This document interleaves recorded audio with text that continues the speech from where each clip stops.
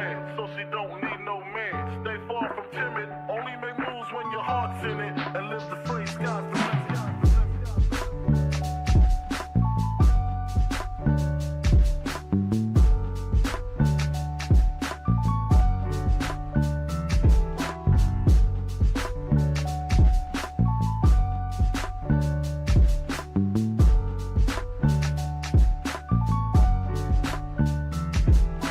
Never been as broke as me. I like that. When I was young, I had 2 pair of leaves. Besides that, the pinstripes and the gray. The one I wore on Mondays and Wednesdays. While niggas flirt, I'm throwing tigers on my shirt and alligators. You wanna see the inside? I see you later. Here come the drama. Oh, that's that nigga with the fake. Wow, why you punch me in my face? Stay in your place, play your position. Here come my intuition. Go in this nigga pocket, rob him while his friends watch it, and hoes clock it. Here comes respect. His crew's your crew, or they might be next. Look at they man, big man, they never try, so we roll with them, stole with them. I mean loyalty. Niggas bought me milks at lunch. The milks with chocolate, the cookies, butter crunch, 80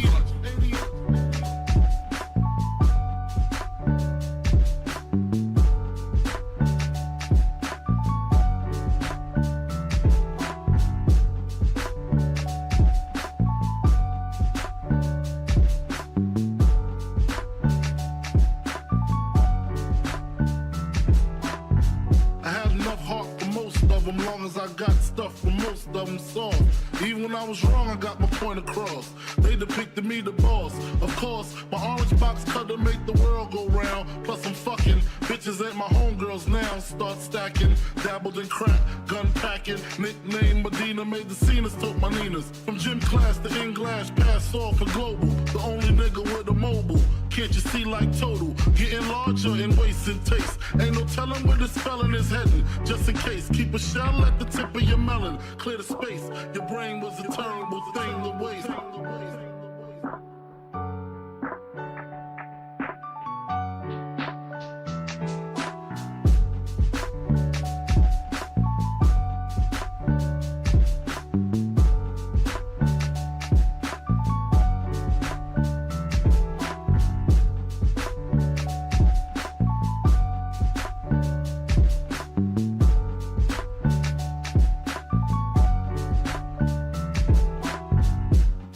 Realizing to master enterprise, and I ain't have to be in school by 10. I then began to encounter with my counterparts of how to burn the block apart.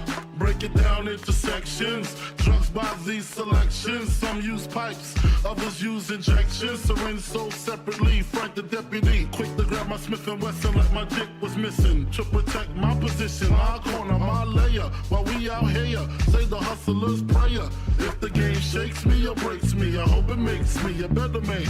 Take a better stand, put money in my mom's hand. Get my daughter this college plan, so she don't need no man. Stay far from timid, only make moves when your heart's in it, and live the phrase, sky's the limit. Motherfucker.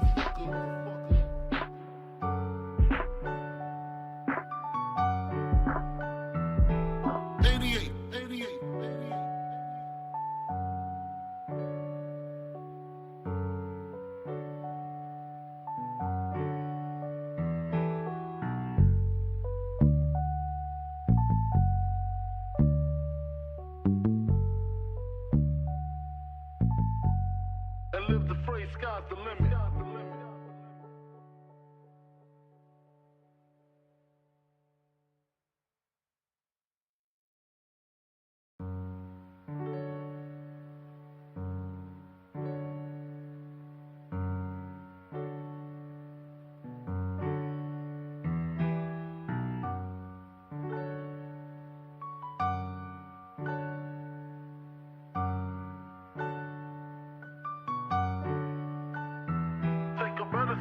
Put money in my mom's hand.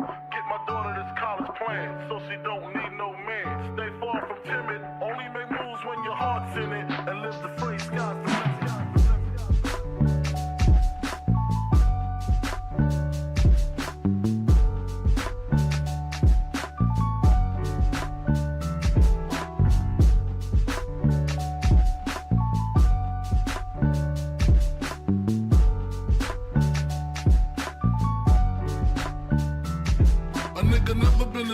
is me. I like that. When I was young, I had 2 pair of leaves. Besides that, the pinstripes and the gray. The one I wore on Mondays and Wednesdays. While niggas flirt, I'm throwing tigers on my shirt and alligators. You wanna see the inside? I see you later. Here come the drama. Oh, that's that nigga with the fake. Wow, why you punch me in my face? Stay in your place, play your position. Here come my intuition. Go in this nigga pocket, rob him while his friends watch it, and hoes clock it. Here comes respect. His crew's your crew, or they might be next. Look at they man, big man, they never try, so we roll with them. I stole with them, I mean loyalty. Niggas bought me milks at lunch. The milks with chocolate, the cookies, butter crunch, 80 lunch, 80 lunch.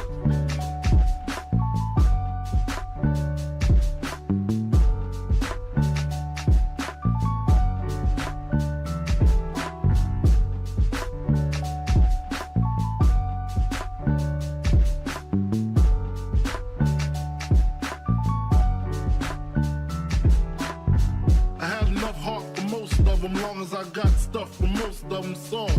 Even when I was wrong, I got my point across. They depicted me the boss. Of course, my orange box cutter make the world go round. Plus I'm fucking bitches ain't my homegirls now. Start stacking, dabbled in crack, gun packing. Nickname Medina, made the scenes, took my Ninas. From gym class to in-glass, pass off for global. The only nigga with a mobile. Can't you see like total? Getting larger in waist and taste. Ain't no telling where this felon is heading. Just in case, keep a shell at the tip of your melon. Clear the space. Your brain was a terrible thing to waste.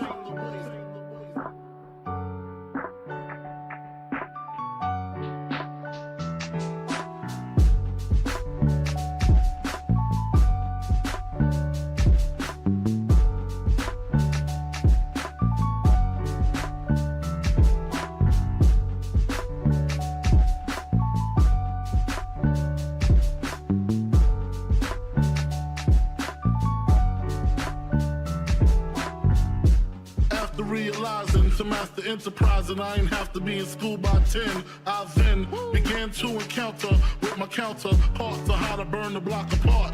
Break it down into sections. Drugs by these selections. Some use pipes, others use injections. Syringe sold separately. Frank the deputy, quick to grab my Smith & Wesson like my dick was missing. To protect my position, my corner, my layer. While we out here, say the hustler's prayer. If the game shakes me or breaks me, I hope it makes me a better man. Take a better stand. Put money in my mom's hand. Get my daughter this college plan, so she don't need no man. Stay far from timid. Only make moves when your heart's in it. And live the phrase, sky's the limit. Motherfucker.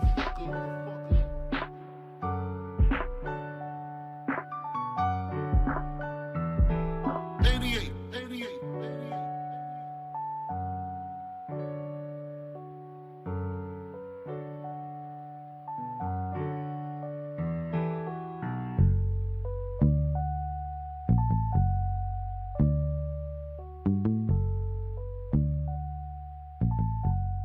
And live the phrase, sky's the limit.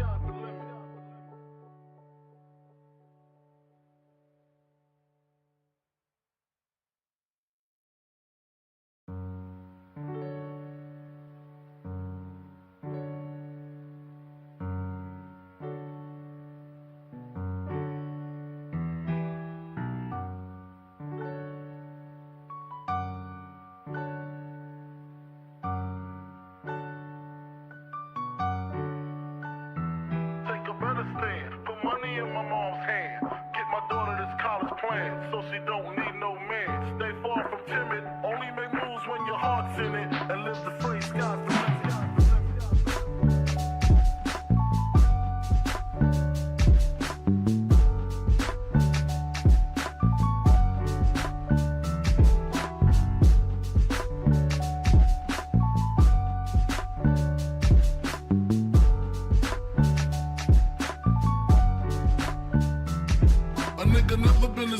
is me. I like that. When I was young, I had 2 pair of leaves. Besides that, the pinstripes and the gray. The one I wore on Mondays and Wednesdays. While niggas flirt, I'm throwing tigers on my shirt and alligators. You wanna see the inside? I see you later. Here come the drama. Oh, that's that nigga with the fake. Wow, why you punch me in my face? Stay in your place, play your position. Here come my intuition. Go in this nigga pocket, rob him while his friends watch it, and hoes clock it. Here comes respect.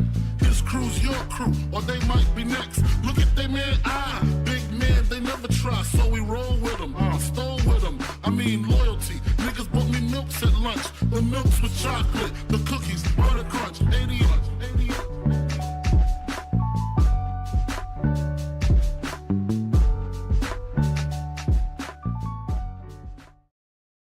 Damn. God damn is right, man. God damn is right. How are we doing? How are we doing, everybody? How is everybody doing on this fine Monday night, May 13th? It's crazy that we're almost at the end of May. Well, in the middle of May already. That's crazy, dude. I can't believe it. Yeah. I don't know. Something about these years flying by, man. I don't know what's going on. But, anyways. I feel like this year ain't even started yet. Seriously, bro. But, how is everybody doing? Welcome to another edition of the Notorious podcast. Another edition of Notorious Unscripted. This is episode 195 of Unscripted. And thank you guys for being here as always, man. Thank you guys for being here. And yeah, what is going on, everybody? If this is your first time watching, guys, do not know how the show works. Every Monday, we are on here with Notorious Unscripted. After Monday Night Raw, every Friday, we are on here with the news at 4 p.m. Central. If you guys did miss this past Friday's edition of the news, will Jacob Fatu overshadow Solo Sikoa? We talked about WWE's concern on the matter of, like I said, Jacob Fatu potentially overshadowing Solo Sikoa, and the concern internally surrounding that. CM Punk rejected a rip-off version of Cult Personality many years ago. Talked about that and a bunch of other cool stuff available on that show for you guys. That is episode 213 of the news. That is the Friday show, man. And if you got, and like I said, if you guys did miss that, that is available for you guys on all platforms now. That is Anchor, Spotify, Google Podcasts, Apple Podcasts. And if you want to see it first, join us right here live every Friday at 4 p.m. Central with the news, man. Also, if this is your first time watching, guys, have not got a chance to get your hands on some of the official Notorious podcast merchandise, you guys can now find this live on the merch shop. That is bonfire.com. Link is at the top of the description of this very video to get all 8 of these beautiful designs you see on your very screen. And more on there for you guys as well. Many more cool designs on there for you guys, like I said, man. And with that, yes, that is all of these designs and more are available on the merch shop for you guys. Again, that is bonfire.com. Link is at the top of the description of this very video, man. Also, if this is your first time watching and you guys do not know who we are here at the Notorious podcast, I am Johnny Mayhem, one half of the host of this very show. And as for the other half, we got my man Sir K here. How the hell are you, man? I'm doing good, man. I'm doing good. Just waiting for a certain call, man. Just waiting for that. Other than that, man, I'm just chilling, waiting for the big double, or at this point, you might as well call it King and Queen of the Ring weekend. God, I can't talk, man. Fuck.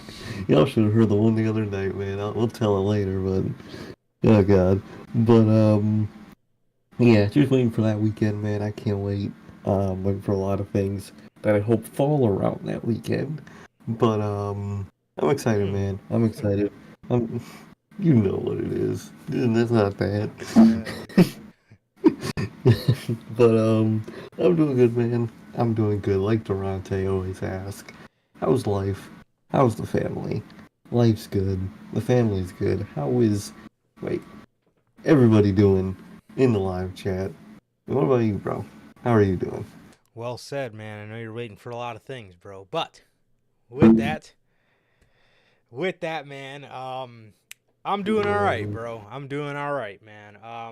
Yeah, just chilling, dude. Just chilling, waiting to get everything situated and stuff like that. So bit of a, I don't know, bit of a frustrating time going on right now, but it's all I good. get you. It's all good. So everything's gonna be good in the end. Yeah, I don't know. Anyways, nobody wants to hear about that garbage. As Duranto's ass, man. I'm good. Family's good. What about you, Durante? Logan, Bell? How the hell are you guys doing? Thank you guys for being here. Whether you're here now, man, whether you're part of the Replay Mafia, JB, JT, how the hell are you guys doing?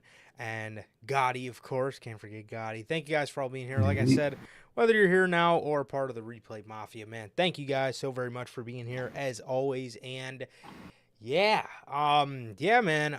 Yeah, other than that, bro, I'm doing good, man. I'm doing good. So, God, we have a lot of nonsense to talk about. Right? We have a lot of nonsense to talk about, dude. Obviously we're gonna fucking start with what we start with every week. You know, once upon a time, we used to purposely talk about Raw first so we can end the show talking about Dynamite on a good note. And now we have, and now we always talk about Dynamite first. Which, mind you, it always made sense to, because the show at this point was like 5 days old, so like it always made sense to talk about Dynamite first. But it used to be so good, we would save it for the main event of Unscripted, and now Raw is in that slot, which it always should have been again, because you know you talk about things with our schedule. It just makes sense to talk about Dynamite first since it's the oldest, and Raw last because it's the newest, but. I don't know. But anyways, Feeling has a lot to it. I think we did a good system with that, man. I think it works out. Whatever's, the worst part is at the end of the day, when it comes to anything like this, a bad show you'll talk about more than a good show most of the time anyway. So it makes sense overall. Definitely. But yeah, man. So if you can't tell where this is going, AEW Dynamite was absolutely horrible this week, in my honest opinion. I was not a fan. I was not a fan of the show. I was not a fan of the show, and we're going to talk about it. We're going to talk about why. We're going to talk about why, man. But yeah, God, it's not good. It's not good. And then we have a little bit of SmackDown to talk about. There's just a couple things I want to talk about with SmackDown. And it was so bad. Now, I know my man Logan is going to be taking whatever is surrounding Cody Rhodes, a little more personal than I would. To let you guys in on a little behind the scenes, man, this man Logan was about this close, and this is how you know it was bad. He was about this close from tonight's Unscripted being a 3-man booth because he wanted to come on here and rant about Cody Rhodes. But my man, I hope we do you some justice, because we're going to talk about it. We're going to talk about a couple other things on SmackDown, and then we're going to talk about Monday Night Raw, man. We're going to talk about Monday Night Raw. It was an okay episode. Or honestly not okay. I would say it was a good. I would say it was a really good episode of Monday Night Raw. But what was, not okay, what was a huge black eye on the show, was the obvious King of the Ring. We're going to talk about King of the Ring, and it's not horrible to the point where it ruins the whole tournament, but we're going to talk about it. But let's not waste any more time, man. Let's talk about this week's edition, the May 8th edition of AEW Dynamite. Well, the show opens up with probably Sir K's all-time favorite Dynamite Open segment. The show opens up with Orange Cassidy and Trent Beretta. I don't know what Tony Khan's deal is, but Why do these guys always get the opening segment to the show as if their feud is like front and fucking center in the company? Dude, that whole circle, jerk of fucking people, their shit always goes on first, whether it's Orange Cassidy or the best friends or them individually. Like, bro, why? They are not that important, good, or special to start the show. They're really not. No, this is... See, you opted to keep Santana and Ortiz as a fucking Rampage feud, which, if anybody listened to Santana's interview with Chris Van Vliet, that was going to be a show that spread across all, or that was going to be a feud that spread across all three shows. Dynamite, Collision, and Rampage, and then it ended up just being a fucking Rampage feud. So you mean to tell me you delegate those guys to a Rampage, to have a Rampage story, but Orange Cassidy and Trent Beretta get the fucking opening segment in Dynamite every week?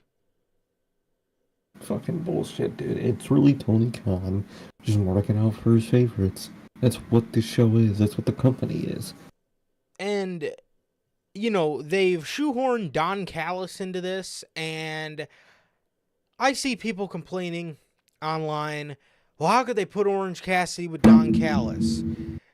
And then the other AEW fans say, well, that's not what's going to happen.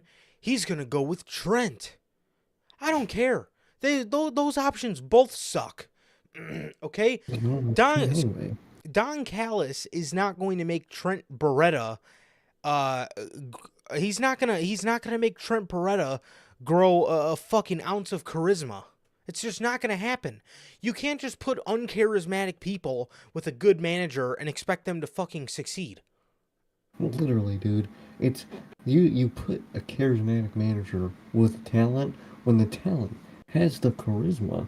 They just don't have the voice. You could have the charisma without the voice. A lot of people have it, and that's what you use a manager for. Is that not just fucking bland motherfucker number 4 you put them with and it's just gonna be great? That's not how that works. No. I mean, how many did it work with Ryback? Did it work with fucking... How many people have that tried to do throughout the years? Never works, dude. Literally, never fucking works, as though people themselves aren't special. No, it's not. You put a great manager with somebody who is, you know, maybe the plant is there, it just hasn't came out of the ground yet. Look at Roman Reigns. You know what I mean? Mm-hmm. Roman Reigns came off the fucking big dog, and he was, you know, coming back from the fucking pandemic. Nobody knows what to expect from the guy because we still think he's gonna be fucking bland old Roman Reigns. He's got the, you know, he's got the personality of a fucking butcher block, and fucking he comes back, you know, and everybody knows the potential's there. Like, he's all right, he's okay. You put him with fucking Paul Heyman, and the guy completely fucking blossoms into a superstar. That's who you put a fucking good manager with. And Orange Cassidy with Don Callis sounds like absolute horse shit, but the AEW fans, their fucking combat to that is, that's not where it's going. He's gonna put him with Trent. Oh, congratulations, dumb fuck. You've fucking made something sound even worse. You've made something sound even worse than the original idea, than the one with Orange Cassidy. Way to hook me. Man, good job. Fucking idiots. Yeah, put that one on a shirt. Congratulations, dumb fuck. Perfect. Yeah, put that one on a shirt. I mean, I don't know what Bonfire's policy is on what we can and can't put on shirts, but I'll look into it. Because I got a couple other catchphrases with some curse words we got to put on there, too. I think as long as you use, like, the star for the U and shit, it'll be fine. We'll have to Unless you don't want it. Definitely, man, but that's go to the line, man. Go to the line. But, dude, what are they expecting? It? No matter what, it's trash. Trent Beretta is absolute garbage. Dude is pointless as fucking paper. Like, come on, man. And it's not gonna work with Orange Cassidy either, because Orange Cassidy just isn't that guy. They pretend he is, but he's just not. Yeah, they gas him up like crazy, but yeah, so yeah, I mean, I don't know what I don't know what the AEW fans are trying to cook with this one, but yeah, both of those outcomes sound horrible, and I don't know what they were trying to get at, but it fucking failed massively. These two had an opening match. Orange Cassidy beats Trent. I believe this was via roll-up. Trent gets mad afterwards, and he pile drives Orange Cassidy on steel steps. I want to say that again so the fucking replay mafia can hear me. He pile drives Orange Cassidy on steel steps. Then Orange Cassidy rolls off, and he gives him one of those little like slingshot maneuvers, but Orange is under the ring, so when Trent falls back and Orange flies up, he hits the steel beam that holds the ring up. And mind you, this was like 3 seconds after the pile driver. Orange Cassidy, I shit you not, starts fast crawling around the ring to get a chair. Like a fucking newborn baby crawling around to grab his stuffed animals. He's crawling around the ring, damn near no sells the fucking move that happened to him about 10 seconds ago where he was dumped on his head on a pair of steel steps.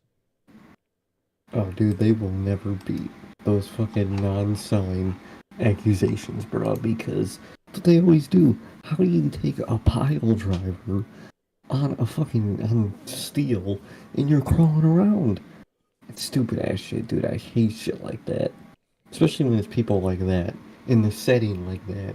Yeah, if it's a big, massive pay-per-view match with two massive names, okay, I could deal with it. It's special. But that on TV with those two schmucks, that ain't right.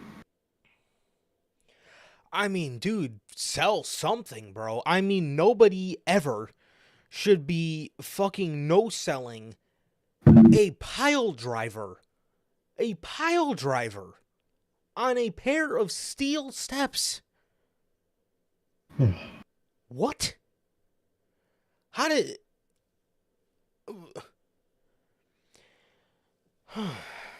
Again, I don't even... I get, not everybody's gonna, oversell the fuck out of moves, but, like, it's a pile driver, and it's on a pair of steps. Anything on steel steps shouldn't be no sold. I mean, come on, man, this is just dumb shit. I mean, why are we doing this? Bob? It didn't even get a pop! It didn't even get a fucking pop! The fucking people in the audience they're sitting on their hands watching this shit. Bro, what I don't think I watched this match, actually. like, bro, oh my god. This is horrible. Well, again, why are we putting this kind of stuff? Why are we doing this? This is stupid. What is this gain for anybody?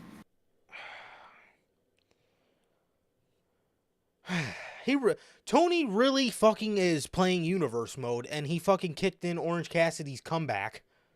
Oh, 100%. But his stamina was low, so he didn't quite just get up. He started crawling. Doesn't make sense, Jerry. Yeah, classic Tony Khan, man. We get everybody coming out to separate him or whatever, as Orange Cassidy fucking walks away on his own accord, I guess, after getting fucking pile driven through on the steel steps. That makes sense. Classic. Kenny, so they separated him, and then we get Kenny Omega laying in a hospital bed, talking about how, he's been best friends, family with Matt and Nick, and, he can't believe they would do this to him, but he has a team that is Team AEW that he is going to be assembling to go against the Elite in Anarchy in the Arena. in Anarchy in the Arena. He says the first two members of the team are going to be one of the greatest tag teams in not only this company's history, but one of the greatest tag teams of all time, FTR. Shocker. They are one of the greatest tag teams that continues to slip further down my list of greatest tag teams. Every time Dax's finger hits that tweet button, it just gets further and further down. Really does, bro. So he talked about that, and then he said the other two members will be revealing themselves tonight. That's what you had him announce? He hyped up an announcement that he had for a week just to announce a match that he's not in. Yeah. So, and that's the thing is like I don't necessarily mind the Anarchy in the Arena because the Elite are if the Elite would have went against people that made sense, it would be a lot more plausible. Like if they if I'm doing an Anarchy in the Arena, I don't know why they didn't just maybe wait because I don't know, 3 of the 4 members out of the fucking group have titles that they should be defending. I would have saved this for Stadium Stampede at London. And actually did the Elite against people that make sense, like because if I'm looking at an end game for this, I'm maybe looking at FTR, Hangman Page, and Kenny Omega. Yeah. But it's for God, for me, he better be on there. He better be on Matt and Nick's team after all the fucking shit that happened because of his ass. So he better be riding by at that point. He better be, because goddamn, they put this company through hell for that boy. But so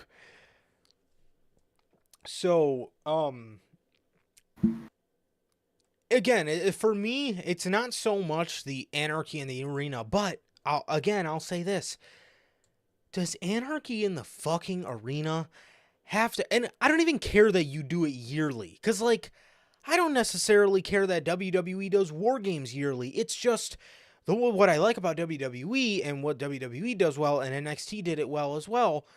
You make it make sense. You build it up months beforehand to the point where it all comes to a head in November.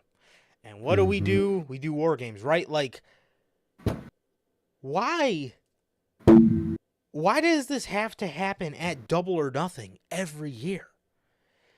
It's just an arena match. You can do it at any arena. Why does it have to be, we have to do this in May, Memorial Day weekend for Double or Nothing? And again, 9 times out of 10 with AEW, it's like last year it worked because it was BCC versus the Elite, even though they did sort of rush an Elite reunion just to then not give a flying fuck about it. And then the whole group was disbanded months later. But 2 years ago, they did a really good one where it was BCC and like Eddie Kingston, I think it was, versus Jericho Appreciation Society. That was building since March. So, you know, about a 2 month, well, Jericho and Kingston was kind of building since like November of that year, and then they kind of just slowly introduced new, you know, pieces to the puzzle. So it made sense. It made sense. And again, and it's like build to this beforehand with people involved. The people, and we're going to talk about the people that were fucking involved in this in this team AEW. Dude, what? That team makes no sense as a whole, which, again, I would have saved Stadium Stampede. You could have did FTR because they got history with the Bucks, and then all the way back in 2020, there was a big beef between those 3 tag teams. There was a big beef between FTR, Hangman, and Kenny Omega, and the Bucks eventually got involved in that. Now the Bucks, you know, have Okada and Jack Perry, but, you know, it plays into the story. It plays into the story of what we're trying to do, the story we're trying to tell here. But again, you just said, oh, let's just get a Anarchy in the Arena match, out there. It's like WWE gets a fucking pass because the show War Games, again, it's Survivor Series, it's War Games, and it's built months beforehand to the point where, again, like I said, it all just comes to a head in November. Like this, what had happened with the Judgment Day or what had happened with Damage Control. But again, this wasn't building at all, so why do we have to shoehorn it in there when the team you're putting to go against the team that, could very well be in one, but the team you're putting against them makes no sense. No, exactly. The whole point of these type of matches is you build a story between two groups of people over a set course of months, and you have it come to a head. Not just, okay, let's just pick some random fucking guys to go against this group that no one likes. Like, what? It's not how it works, dude, and it's really annoying, especially with the team they picked. Definitely. Serena Deeb. Serena Deeb is out there cutting a very passionate promo about how she had 3 unexpected seizures. And the fucking crowd is chanting, "Let's go Oilers." Because they're in Edmonton, and, Edmonton Oilers, obviously. The Oilers. Fucking crowd starts chanting, she's shedding personal skin. And they are chanting, "Let's go Oilers." Oh, Jesus. Yes. Yeah, wrestling fans. This is the crowd of 3,000 people. Got fucking 20 panels to accommodate every week. This shit-ass crowd of 3,000. Insane, dude. Insane. Golly. And this isn't the first time they were chanting that chant tonight. "Let's go Oilers." And the fucking Oilers. What team are they? What sport? Oh, hell nah. Yeah, get the fuck out of here. But what was even better about all this, Serena Deeb, somebody who has probably little to no connection with the audience, they decide to have her tell this personal story. Is she in the ring looking at the hard cam or making eye contact with the audience? No. Yeah. They have her on the stage with her fucking back to the audience as she's staring at the Trons. She's staring at the AEW stage standing in front of her. Like, what a sight for that crowd. They just get to look at her back while she cuts a promo. Like, what? Yeah, and it's like it's not even those sort of interviews that I mind, but again, if you're asking a simple question like, okay, I get it, it is what it is, but bro, she's sitting here telling her life story. You would think when you're telling your life story, you would fucking want to, again, it's like I'm gonna use the Roman leukemia speech like Hunter's talking about in the chat. How's it going, buddy? By the way, congratulations on the graduation. I don't know if you graduated yet, but congratulations, my man. Congrats. He again, imagine they have Roman Reigns go out there to announce his leukemia, and his fucking back is to the audience. Like, no. Like, you send him out there and actually have him be a human being and talk to the audience. Tony Storm eventually came out and told her that, she didn't want to hear her charity case and she doesn't give a shit what she ran through or what she went through. What the fuck am I talking about? Ran through. She doesn't give a shit what she went through, and Serena Deeb punched her in the mouth, and that was that. Interesting, man. I would have loved to be more engaged. Would have liked her to, look at the crowd and really get a feel for the crowd. But again, annoying crowd, because these are the wrestling fans that Tony Khan likes to accommodate. Just a whole mixed bag of bad decisions with that segment. All from Tony Khan. Yeah. Oh, no. My bad, dude. I'm thinking what am I thinking of? I'm thinking of high school prom. I know my cousin-in-law just went to his high school prom cuz he didn't graduate yet. My bad. My bad. I'll tell you again in 2 weeks, but congratulations, bro. I'm pretty sure you're done with school now. So, congrats on that. Congrats on that. I know how that is, man. Serena Deeb's promo skills, very All right. Yeah. Yeah. It's just very. She's kind of like Unsure on the mic, I guess you could say. Yeah, she just kind of sounds very. I don't know, just maybe a little too quiet.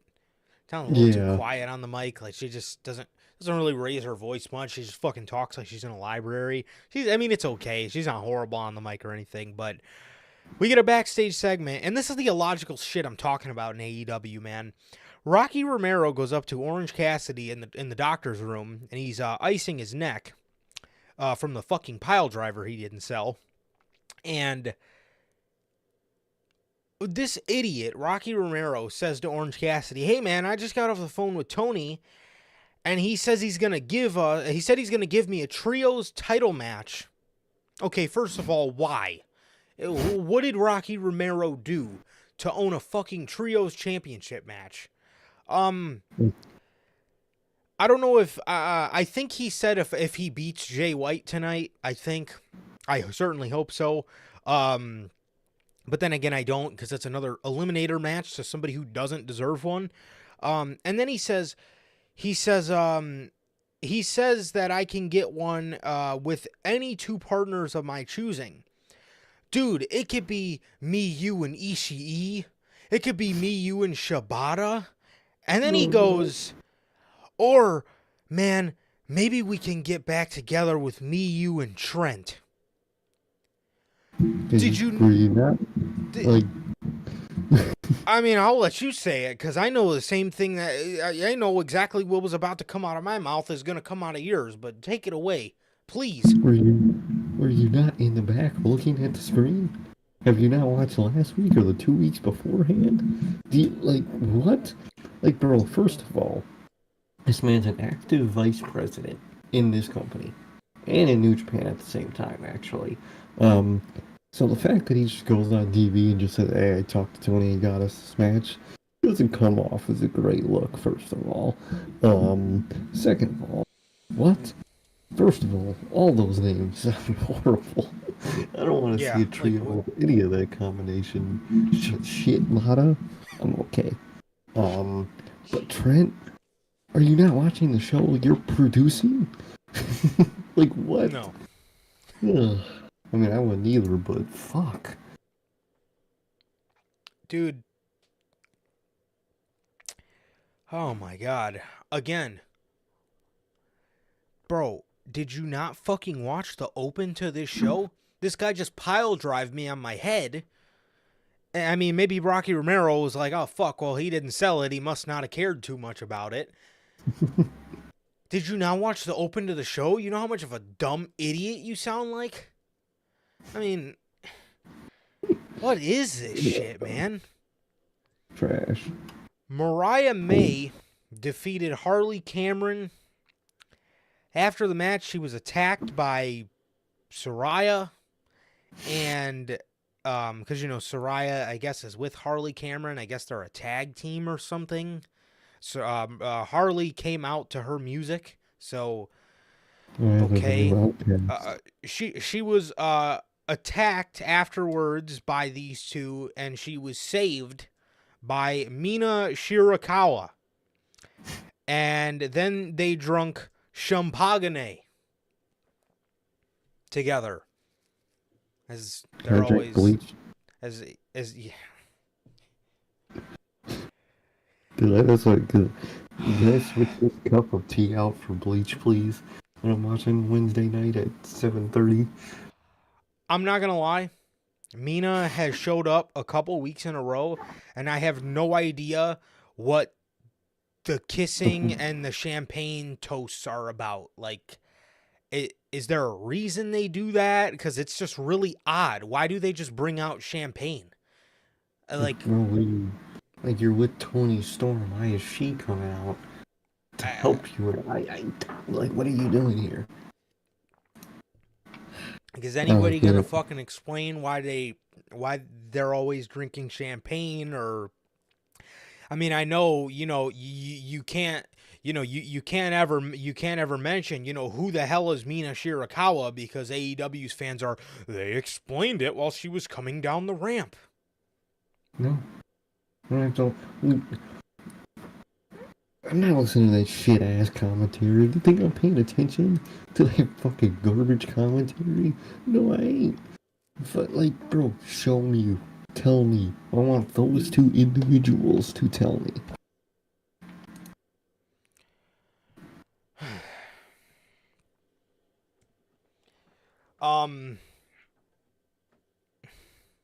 Yeah,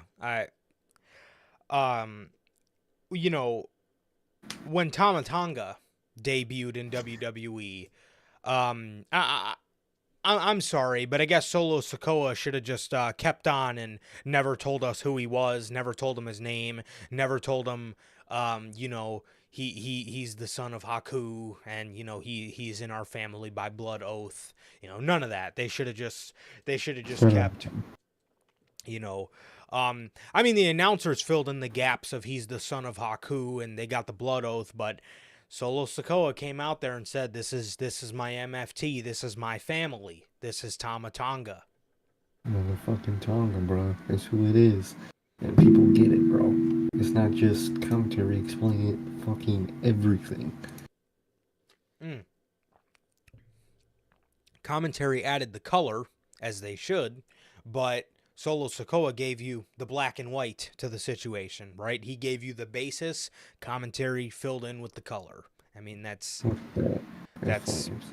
how it was. But we do that to this community. What's that? Fill it in with color. I would say so. Yeah, let's get it. But yeah. I mean, dude, I don't know. What's the end game? I have to ask myself every time I'm watching the AEW segment, what is the end game of this? Because there isn't one. I don't know, but yeah, I guess that's enough for AEW fans to just say, okay, let's have commentary tell me, and yeah, that's about it. Yeah, I don't know what the deal is with the champagne and their whole thing, and they're just, I don't know. I don't know, and it really sucks because I'm a really big fan of Mariah May. I think she's really good, and I really hope that they utilize her well, because I know that she's good enough. But I mean, yeah, I hope we get done with this nonsense soon. There was a backstage interview with Pac where he was asked by this interviewer. I don't know. She's a newer interviewer. I don't know her name. She says, hey, Pac, Rey Fenix is back. What do you think about the Death Triangle getting back together? Fucking end my life. Bro. Are we serious right now? Are we really doing this to me right now? Bro. Oh my god. They're just piling the shit on this fucking show. Pac says he's not concerned with the Death Triangle right now as Bullet Club Gold walk up. And yeah, this is all you need to know. The Death Triangle is probably getting back together. Oh, that was their little tease for that. Yeah. One of them will show up to fucking help one of the others, and then they'll have it's classic AEW. Jay White says Death Triangle is DEAD. Sir K, what is that word I just spelled out? DEAD. DEAD. Oh God. Dead. I was retired. Sorry, I'm stupid. I was stupid as hell. It's dead. You know what's also dead? Bullet Club Gold. I Oh, care for AEW Dynamite. okay. So I'll ask. I'm gonna ask. Sir K, I'm gonna ask you again. What does that word say? What does that word spell out? Spell it out again. DEAD. D-E. It's dead.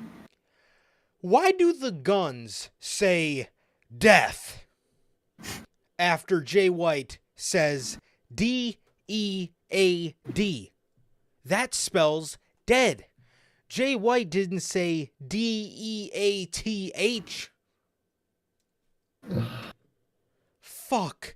Way to make asses out of yourself. Yeah, Golly. fucking character, man. They got the intelligence. They're same level as their fucking charisma, man. It's in the dirt. Dude, you know what's also in the dirt? Their fucking look, dude. They pull up in that segment, dude. First of all, they got the gold bat that they painted Sting's bat gold. Oh my god. And then on the bat, they have draped over the bat 3 sets of the trios titles. They have the ugly ass pink acclaimed ones. They have the ROH ones. And then they have the original Yep. blackstrap gold trios titles.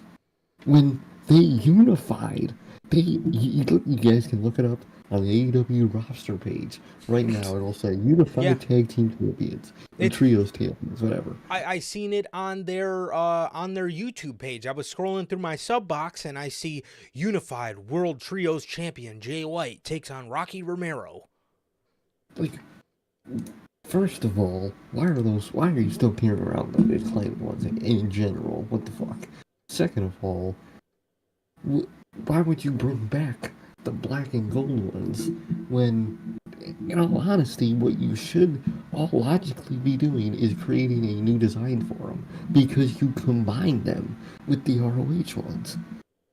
And you're still holding around fucking 3 trios titles. It looks like shit. It looked horrible. They look horrible carrying around those pink belts. It looks horrible.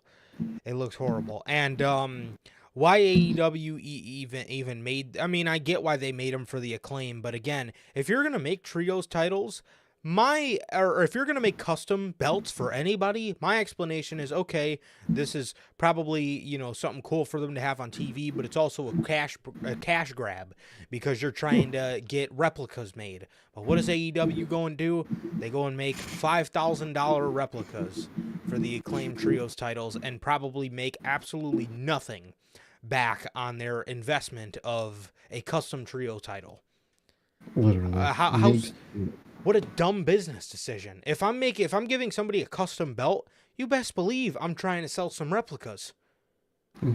How many fucking rated R spinners are probably out there in the world that people bought? How many fucking all that type of shit? How many fucking Glazer titles are there in the world? The Smoking Skull WWE title, the Brahma Bull fucking WWE title, I mean, you name it. Title, all that shit. People actually buy it because it actually has history to it. It has a genuine importance. Would I ever buy one of those custom titles? Probably not. Didn't even really care for the Fiend title personally. If I would have bought any custom title, it would have been that Wyatt custom that he never used. I would have got that shit. Yeah. But that's it. But like, that's the whole point of a custom title, is to sell it. And who wants to fucking buy that ugly ass pink title? I don't. A rich kid from Champaign, Illinois. Tony Khan. Fucking Tony Khan. That's who would be able to buy a set of 3 of them, or even a set of 1. So yeah, Hunter, to this day I still regret getting the Fiend title. Yeah, yeah, I mean, I know it was just his face, but the textures on it and just the details and all that stuff just looked very, very, very cool to me. Swerve and Christian Cage have a promo segment. "Let's go Oiler" chants ring out throughout the building in the middle of Christian Cage talking. He says that starting from now until Double or Nothing, every week he's going to take something from Swerve Strickland. Swerve says that he did not come alone as the Mogul Embassy gets in the ring. And as the camera cuts away, they didn't even get the fucking camera shot of Brian Cage hitting Swerve Strickland in the back. And the Mogul Embassy beat the absolute crap out of him. They jumped Swerve Strickland and put him through the announce table. And that was that. Who cares? Who cares? You seen this shit coming from fucking all the way down the block. Yeah, I mean, they did this group absolutely no favors. They did not keep this group in the loop with Swerve Strickland. They kept them as heels. Meanwhile, Swerve went into a babyface, and also that's a whole other can of worms in his own because this man just doesn't come off as cool as a babyface. Every time he says something, I'm just like, what? That's so contradicting. Yeah, he'll say like, oh, you did this foul fucked up thing. Something I would have done, and I have done in the past, but it's different. Like, what are you talking about? It's different now. Like, bro, you were literally just doing foul fucked up shit, and it was great because it's what you had to do. You don't go back on it. Dude, I hate what they did to Swerve's character, bro. They completely turned his character on its ass, and it makes him look stupid as fuck. It does, and I hate it. I hate this turn. I hate the face turn that he had. What the fuck is the Mogul Embassy without fucking Swerve, dude? What is it? They're ROH talent now. I mean, they already Literally. were, but you know, when Swerve was a heel last year, he was actually running with these guys, and it actually brought him up a little bit. Exactly, dude. Now they're in ROH. You know what ROH stands for? Ring of Hell. That's what that shit stands for, because that's what I would feel like if I was in fucking ROH. Dude, horrible decision. They are slaughtering, in my opinion, Swerve's character development, man. And I think they're going in the complete opposite direction. They should be going with him. Listen, I love the fact that he's champ. And it is an interesting story with Christian. I like those two individually. I like it. It's not bad. But, dude, they slaughter this man's character. Yeah. We said it. Nobody wanted to listen because Tony's too quick and too fucking eager to play up to the internet audience that say, man, they're really dancing to that big pressure of his. We should really give him a face run. And Tony said, oh, okay, we'll listen to you fucking dumb idiots. And turned him babyface and really, really, really fucking did something horrible to his character. No, they really did, dude. I hate what they did to his character. He constantly, the fact that he's a face right now is constantly contradicting himself. Yeah, this would have worked, a year and a half, 2 years from now. Not when he literally fucking did that shit to Hangman like 6 months ago. Yeah. Ugh, I hate, dude. It gets me so mad. Because he's so great. He was so great at fucking heel. He was. Bucks and Christian were backstage talking about, how they're really enjoying their business relationship thus far. Jay White defeats Rocky Romero as Pac goes in for the save. Okay. We got a Samoa Joe video package. Very cool. Very cool of him training with some very cool dialogue behind it. Very, very, very cool video package from Joe. The Bucks. Not the Bucks, sorry. The Learning Tree Tag Team, whatever they're called. Jericho and Big Bill versus Mo Jabari and Harlan Abbott. Local guys. They win.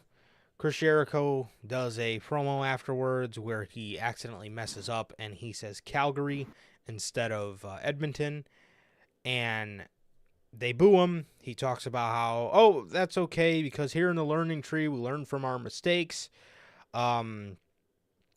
He talks about how he knows the fans would like if he was on Dynamite for all 2 hours. He talked about how him and Shibata had the highest rated match on Cage Match last week. And Bro said that shit unironically, which is the best part. He was genuine about that shit too. He was happy that shit got a good rating.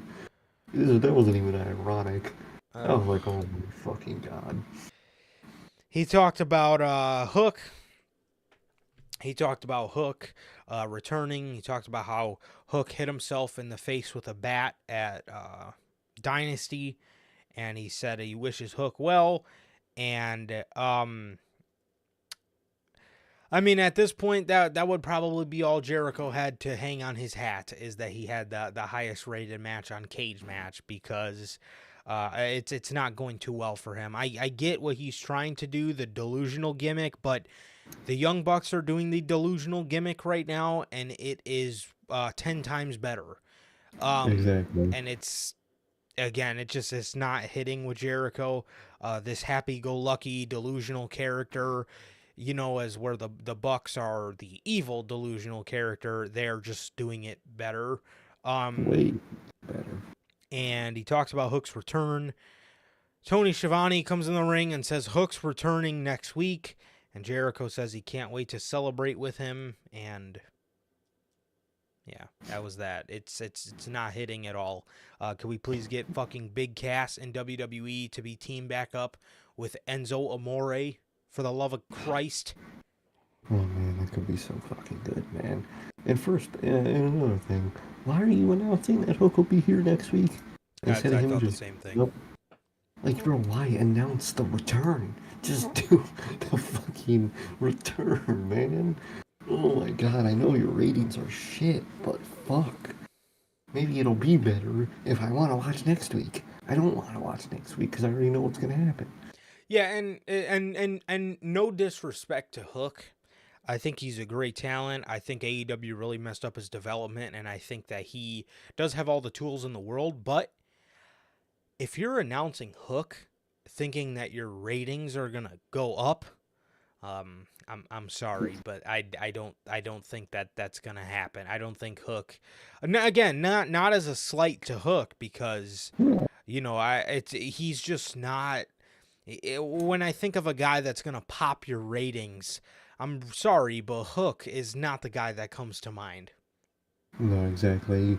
Yeah, you'll get the viewership of all 15 fangirls on Twitter, but that's about it, bro. Yeah, I think AEW has a good clue, has a good idea on who the guy to pop their ratings is, and just for a little hint, he's not in their company anymore.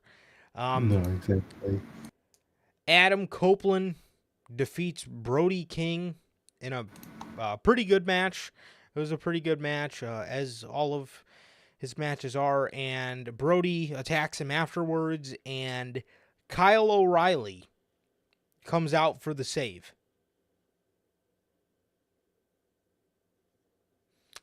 I saw in one of Edge's posts or Adam Copeland, and I like if they would have told this on television as a story about, how, him and Kyle have similar history of injuries and whatnot, and he said something about how Kyle O'Reilly went to a show 25 years ago and saw Edge wrestle, and that was the day he decided to be a wrestler. That's all well great. I would love to have learned that on television and not through an Instagram post. I'd have cared, maybe, if it was on television and not on Instagram. Kyle, the announcer said when Kyle got in the ring, Kyle O'Reilly's here because he told Copeland he would have his back. What? Why? Why?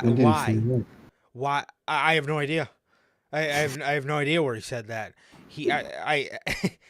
They just said he told Copeland he would have his back. And Nice to see him tell him that.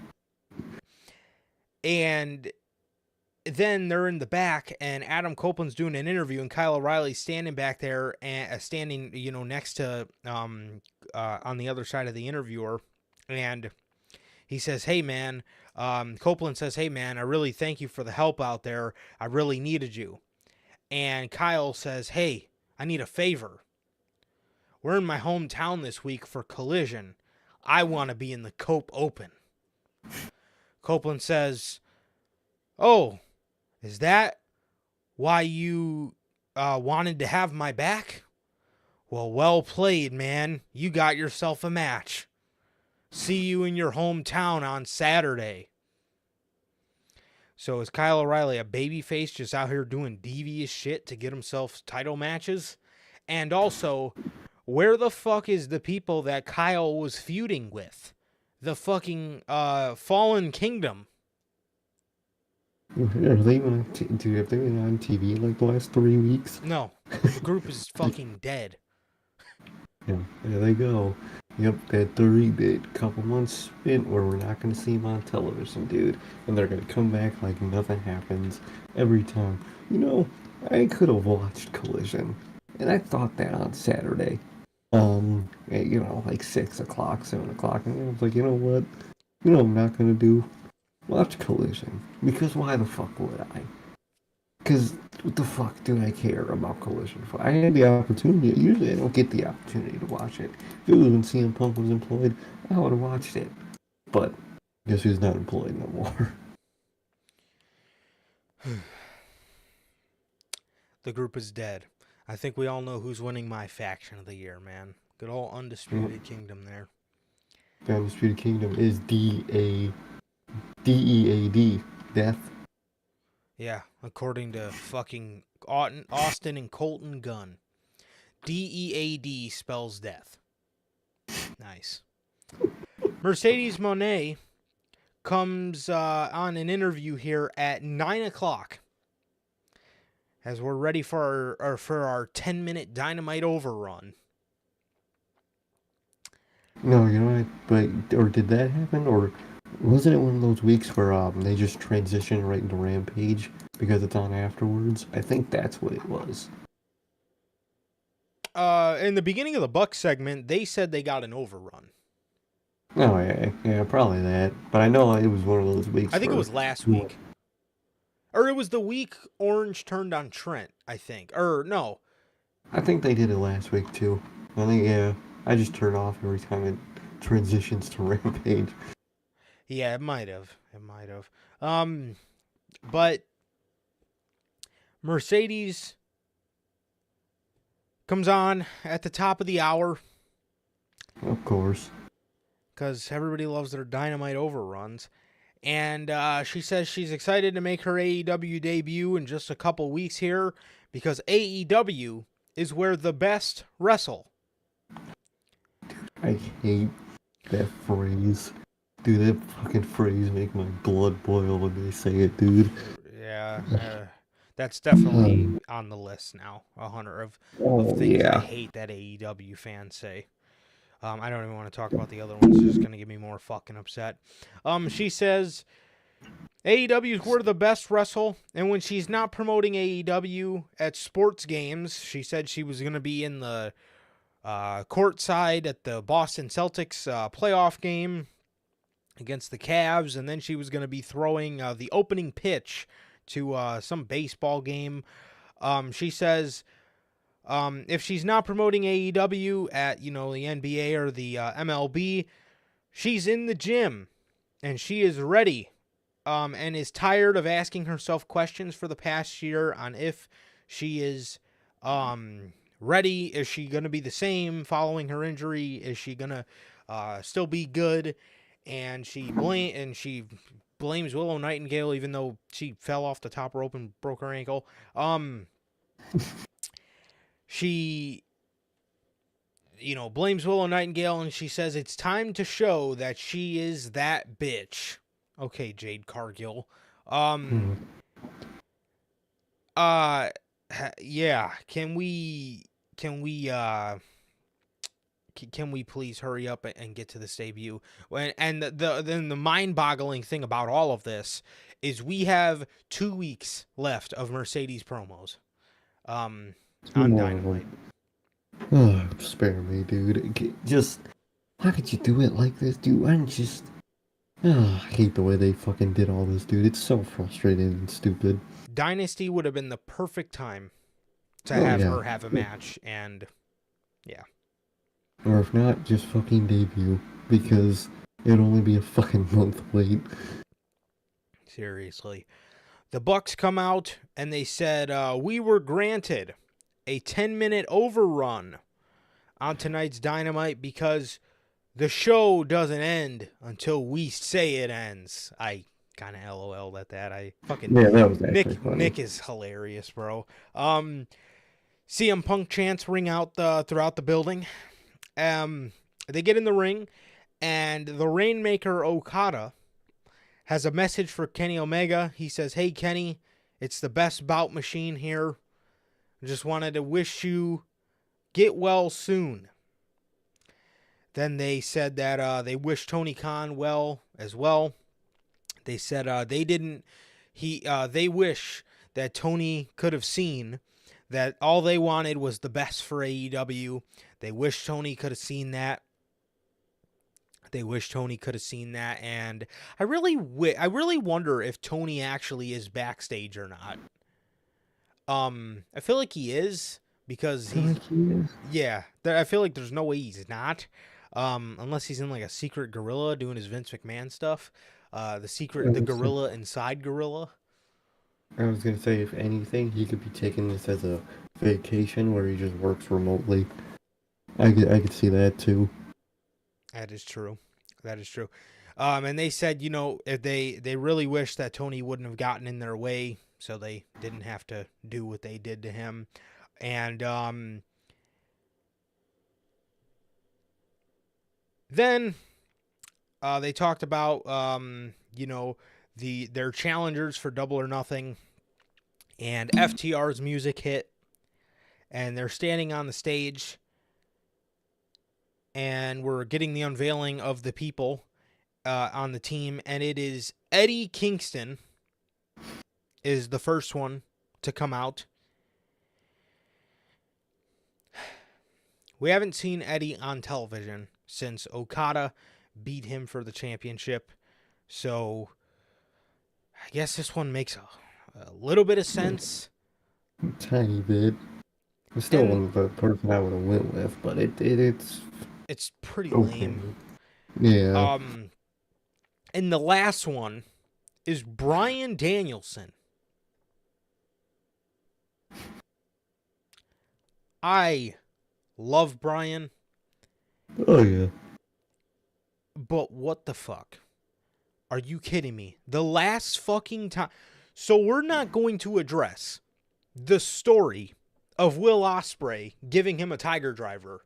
And this man, the last time we seen this man, he was in the ring convulsing.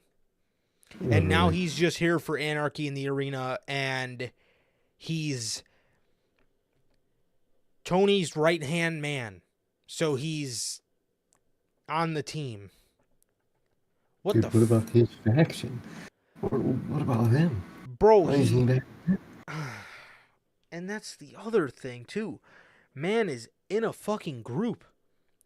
And I know him and Eddie showed respect to each other at Double or Nothing, but him and Eddie don't have the best track record of working together. Do we not remember the first Anarchy in the Arena, where Bryan had the Yes Lock locked in, and Eddie Kingston started dumping gas all over him and Chris Jericho, even though he was on his same team?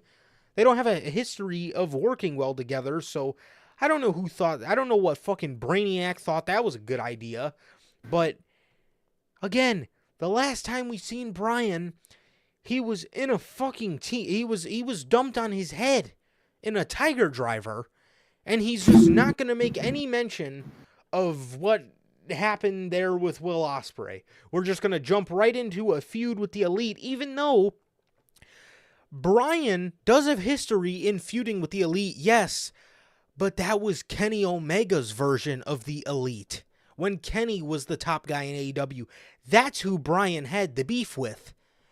And he's helping that exact guy? Like, what? And he's helping Kenny Omega, even though him and Kenny Omega never officially made up on television. Literally. Dude, completely fucking idiotic and stupid. And lame, too. What a lame match. What a lame fuck.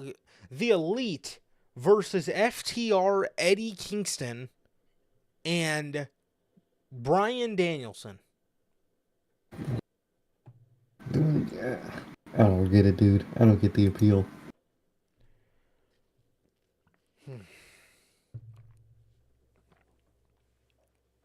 That is fucking horrible. That is horrible. That is a horrible fucking team you've assembled. And I truly have absolutely no idea what they were thinking here. No. Literally no clue. It's so lame. Absolutely horrible. That was your week of AEW Dynamite. It was a shit week. It was a shit week of AEW Dynamite, and that is why. Okay, I fucking hate this show, man. Dude, I hate it so much. I dread 7 o'clock on Wednesdays, dude. I really do. I'd rather do anything else. Me too.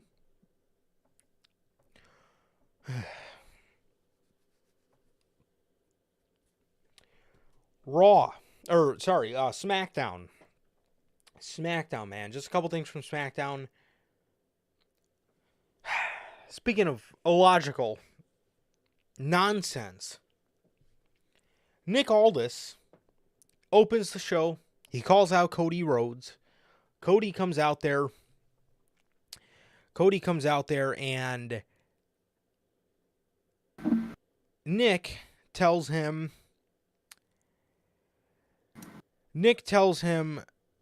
he says to him, I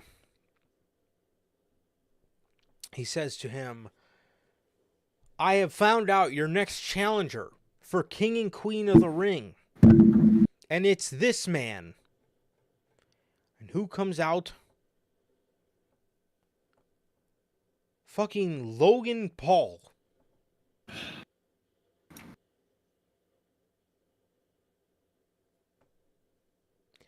Logan Paul comes out to the ring for a WWE Championship match while he is the U.S. Champion. See,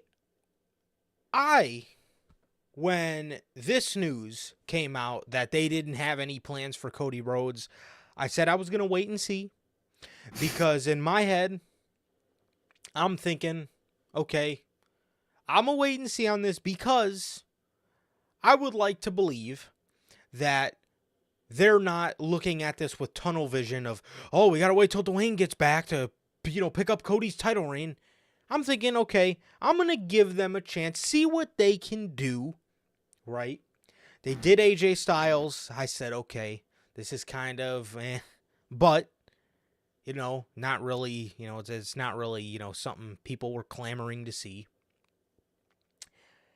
And, which is crazy that Mr. Meltzer gave that AJ Styles match a 5-star, which I believe they were saying is AJ's first 5-star. So I don't know what the fuck Meltzer was doing around SummerSlam time in 2016 when AJ Styles had his barn burner with John Cena. I don't know what that man was doing then, but okay. Anyways, who cares? It's Meltzer's opinion. But I said, okay, I'm going to wait and see. There's no way they're going to do Cody like that. Yep. And it has come to fruition that they indeed did Cody like that. Because you are showing to me right now that you absolutely kept your promise of having no fucking plans for Cody Rhodes. I had a feeling, and we talked about this many times, of what if Cody Rhodes' WWE Championship reign is underwhelming? Me and you talked about this a Okay. lot before WrestleMania. Bro, and it looks like it has come to fruition. Bro, what the fuck? What is What the are you doing? sense? What are you doing here, bro? What were you gonna say, man? Literally, like, what's the point of this? Yeah, let's make a lame ass feud, and make Logan Paul look like shit afterwards too. Just knocking all the boxes. And Like that no matter what. Hmm. I was gonna say, and that's the thing. They did a horrible job at, is this going to be title for title? Is it not going to be? Logan's holding up his title. Cody Rhodes is talking about, I've never won the U.S. title, but that's the only one I need to become a Grand Slam champ. What are we doing? I know you're not thinking about putting both titles on Cody to put both on The Rock. I know you're not thinking that. There ain't no way. You mean to I tell mean, me you opted out? If you do that, if you have Logan Paul drop the title to Cody fucking Rhodes, I genuinely question what the fuck Triple H is thinking there, because you mean to tell me you passed on LA Knight, or on Logan Paul dropping the title to LA Knight, to have him drop the title to Cody fucking Rhodes? Are you for no serious? reason. Cody He does already beat Cody does Roman. Bro, Cody does not. What would Cody Rhodes have any business with the US title for? It took 2 years for this man to get the title and beat Roman, and now you're just fucking doing a bunch of lame, dumb shit. What? You surely should have had Sammy beat him the year before at this point. Bro,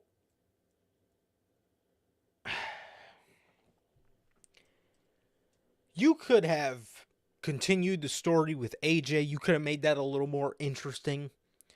Right? You could have made that a little more interesting. But bro, you had over a year. There was a thought on putting the title on Cody Rhodes as far back as Royal Rumble 2023. Obviously, you get to WrestleMania 39. That didn't happen.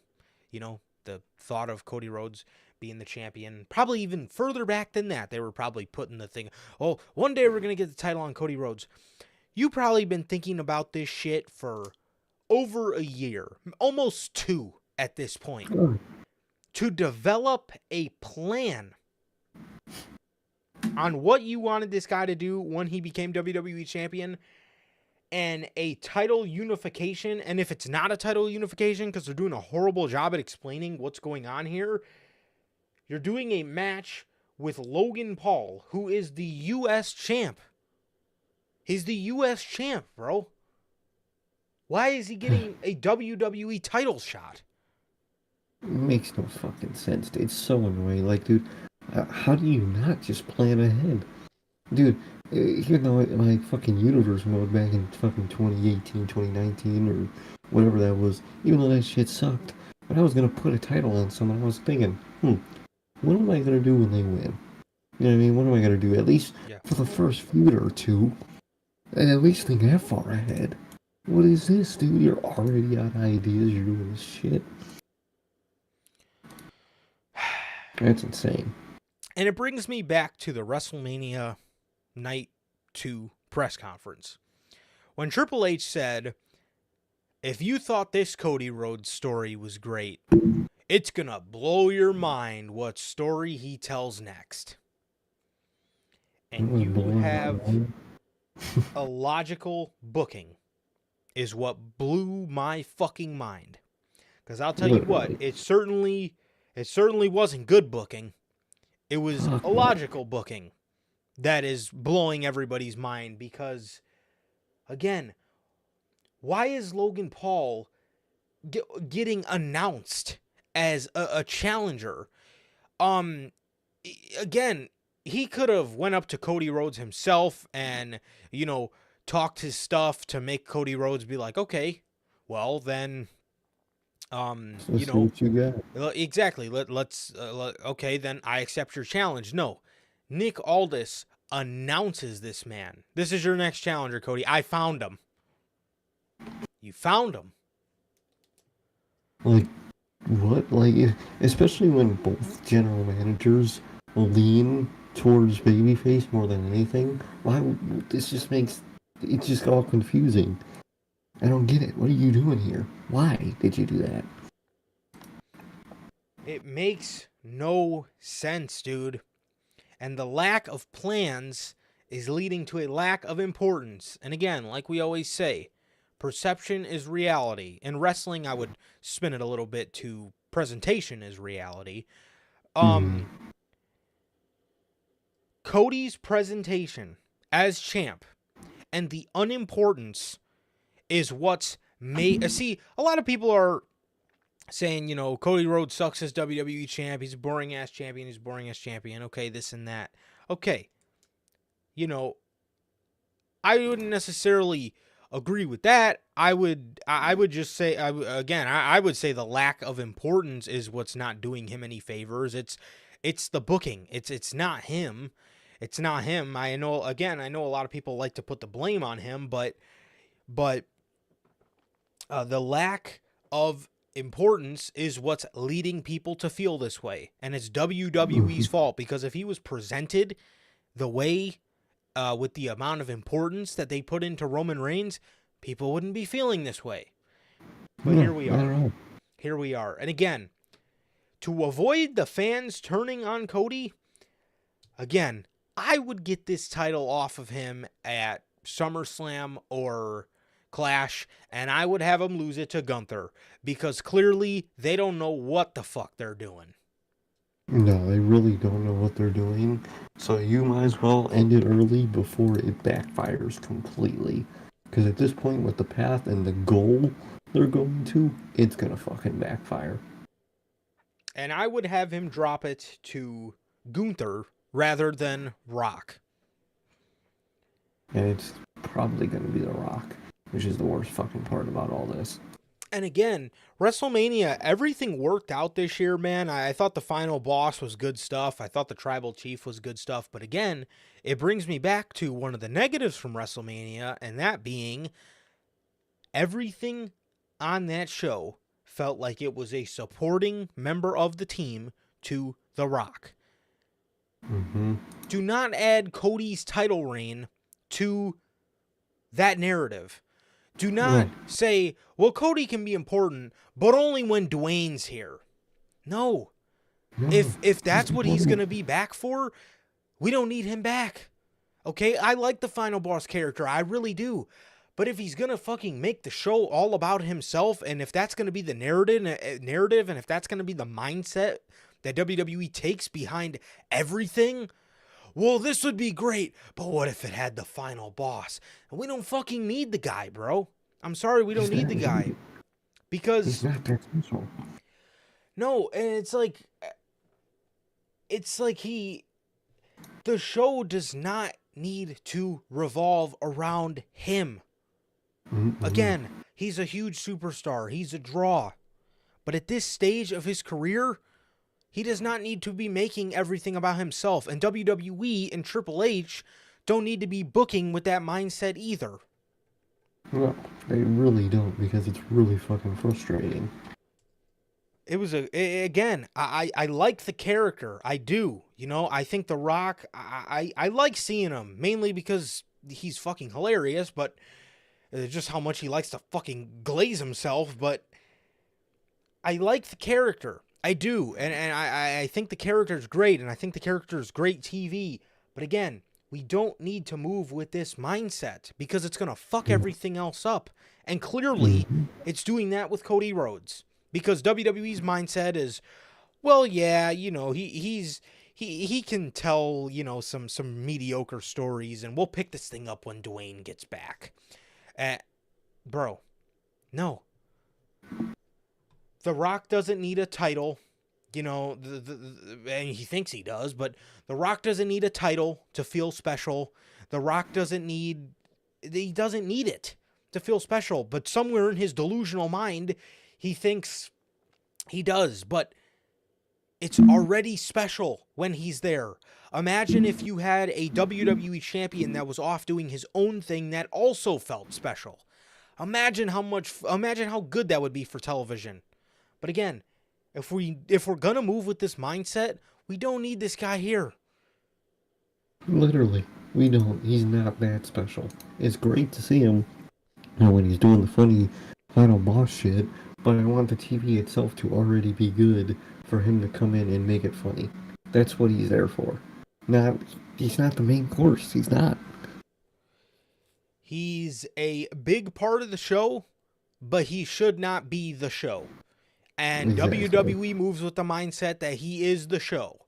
And I have a serious problem with that because you see how Cody Rhodes' title reign is going so far in the lack of importance and the lack of just logic behind the way they're moving with him. Idiotic, dude. Makes no sense. It really is. Again, this is why I'm lobbying. Can we please get the title off Cody Rhodes before Rock comes back? Because, Jesus Christ, I do not want to see the Glazer take the title from Cody Rhodes. Because if you guys think Cody Rhodes' title reign looks bad now, just wait until he loses that motherfucker to The Rock. That'll be insane, dude. That really will. That will also show how petty The Rock is. Well, we let you get your moment at Mania. You finished your story. Now we're going to do what we were going to do for WrestleMania season before you ruined everything. That's how they're thinking about Cody Rhodes. Oh, 100%. And it's so fucking frustrating.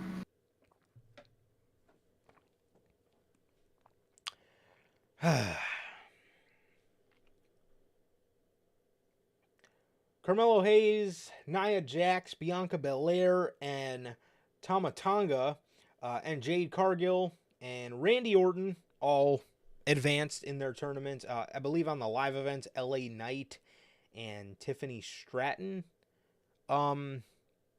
advanced in theirs as well. Getting some video packages for who DIY is as a tag team and their story before they come to SmackDown. All good stuff.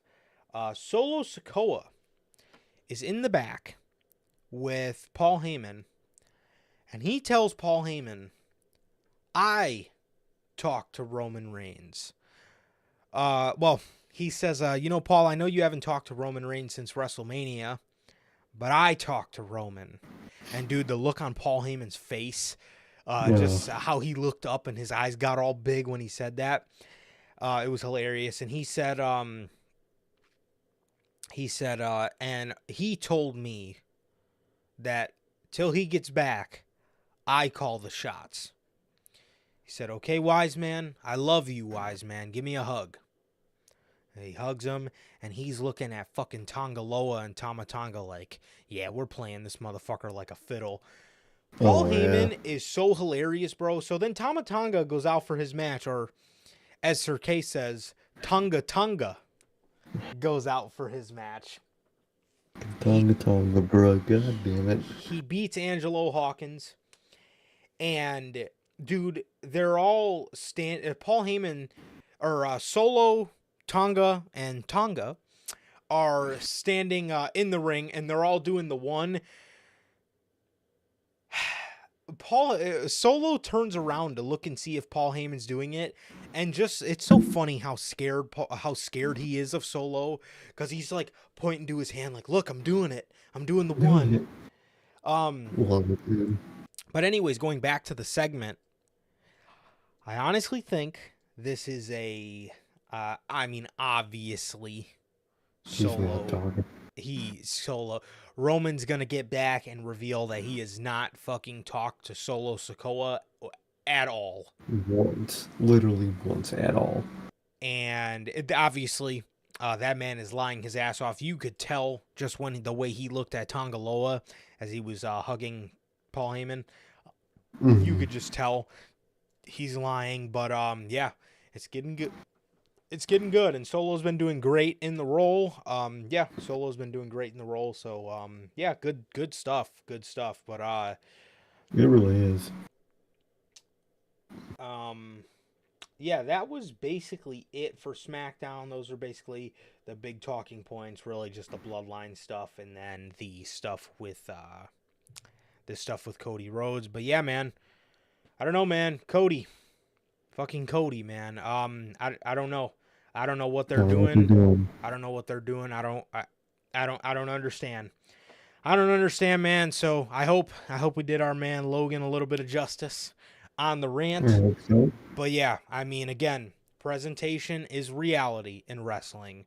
If you are presented less than, then more than likely that is how the company perceives you, and that is how the fans are going to perceive you. And that's just the cold-hearted truth about it. And it's bullshit.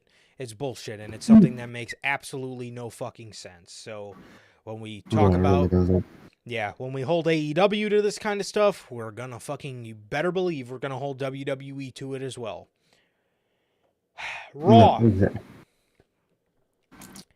Raw opens up with Drew McIntyre.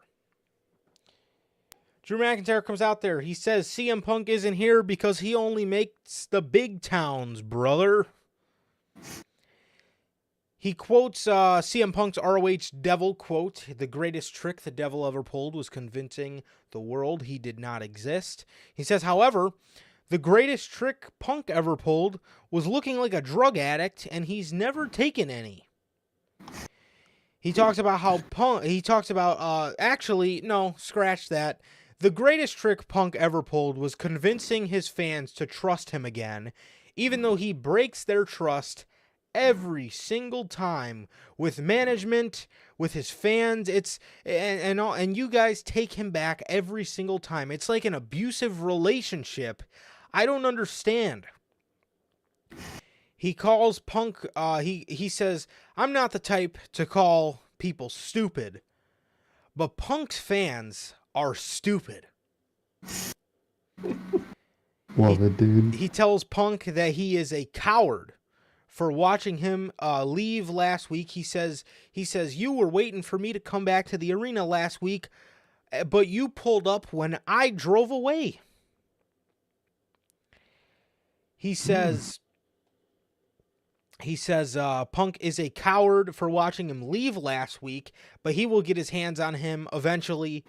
He says, "I will not." He says, "However, I refuse to waste any more time on a guy who hasn't been cleared on a guy who probably won't be cleared for another 20 years.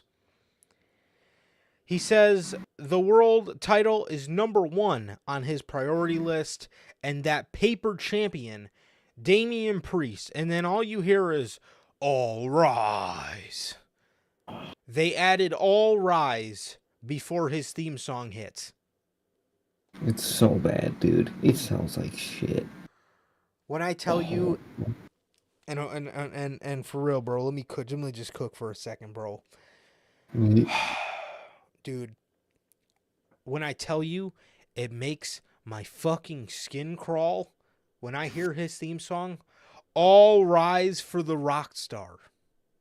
Rock star? All rise for the outlaw.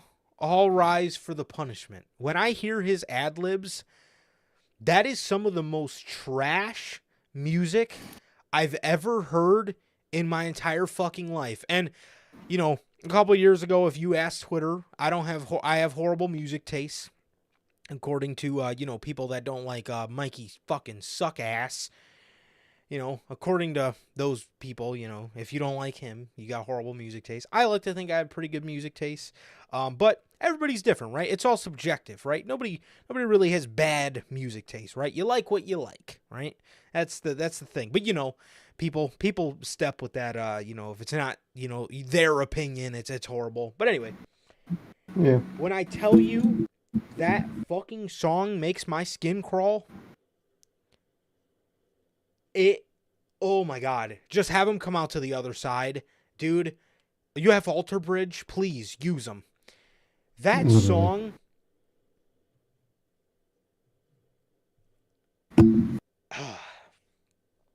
Dude. And then they add like sound bites in between his ad libs. That's like a dude like, it's like some weird sound. Bro, again, it makes my fucking skin crawl. Get the title off of this bum. Oh, please, He's dude. ass. He's such a fucking loser. This gimmick sucks. His fucking presence sucks. He ain't world champion, bro. He's not. Twitter likes to talk about the aura. I don't know the difference between Damian Priest in 2010 Jack Swagger Oh, there's really none. as world champion. There's no aura. No, none whatsoever. It's horrible. But when I tell you, that song I fucking hate that theme song. Get that shit out of here. Remember his NXT song, how badass that was? Oh, it was so badass. Dude, do And he something. would do the fucking shoot the ball and the whole fucking Tron would light up in fire and his name would be... Shit was dope as fuck, dude. I miss that shit. I miss the Archer of Infamy, not the fucking Punisher, the All Rockstar, Rise. the outlaw.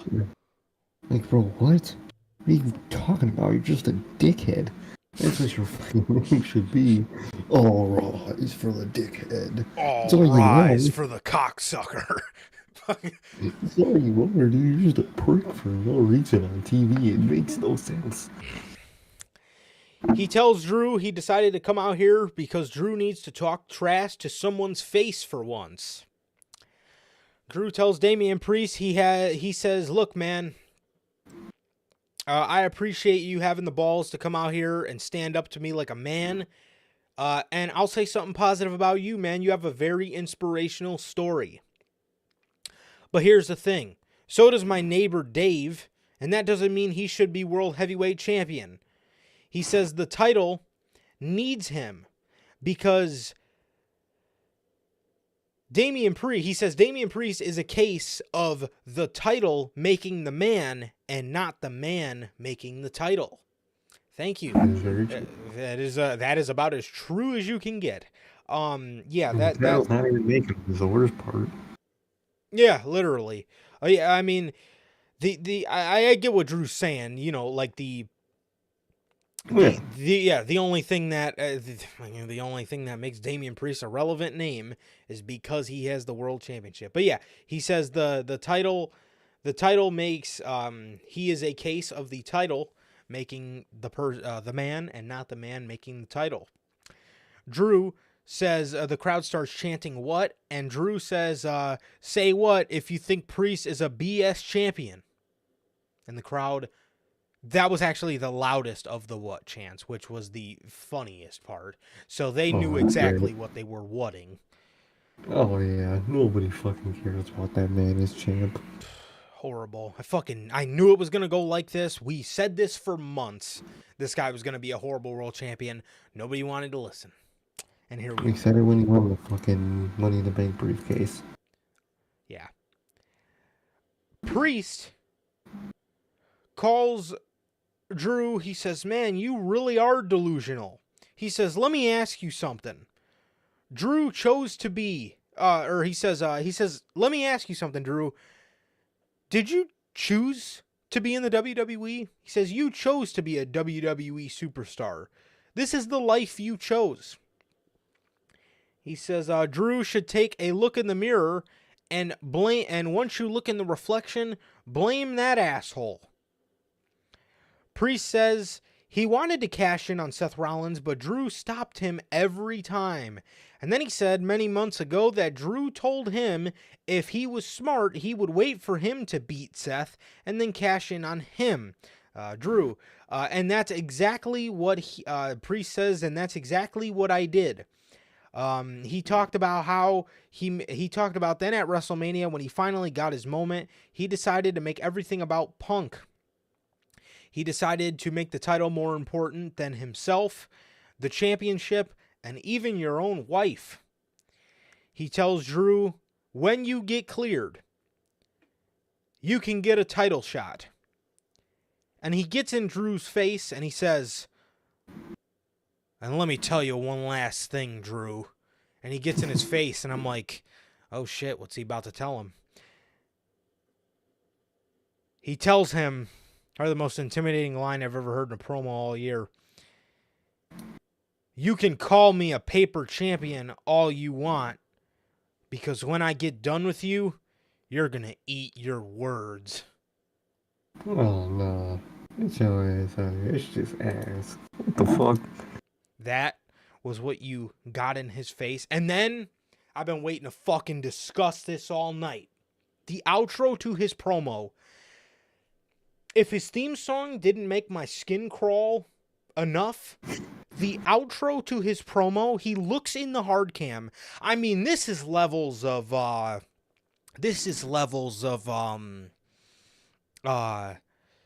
suffering succotash, and yeah, that wasn't easy to say. It was levels of that.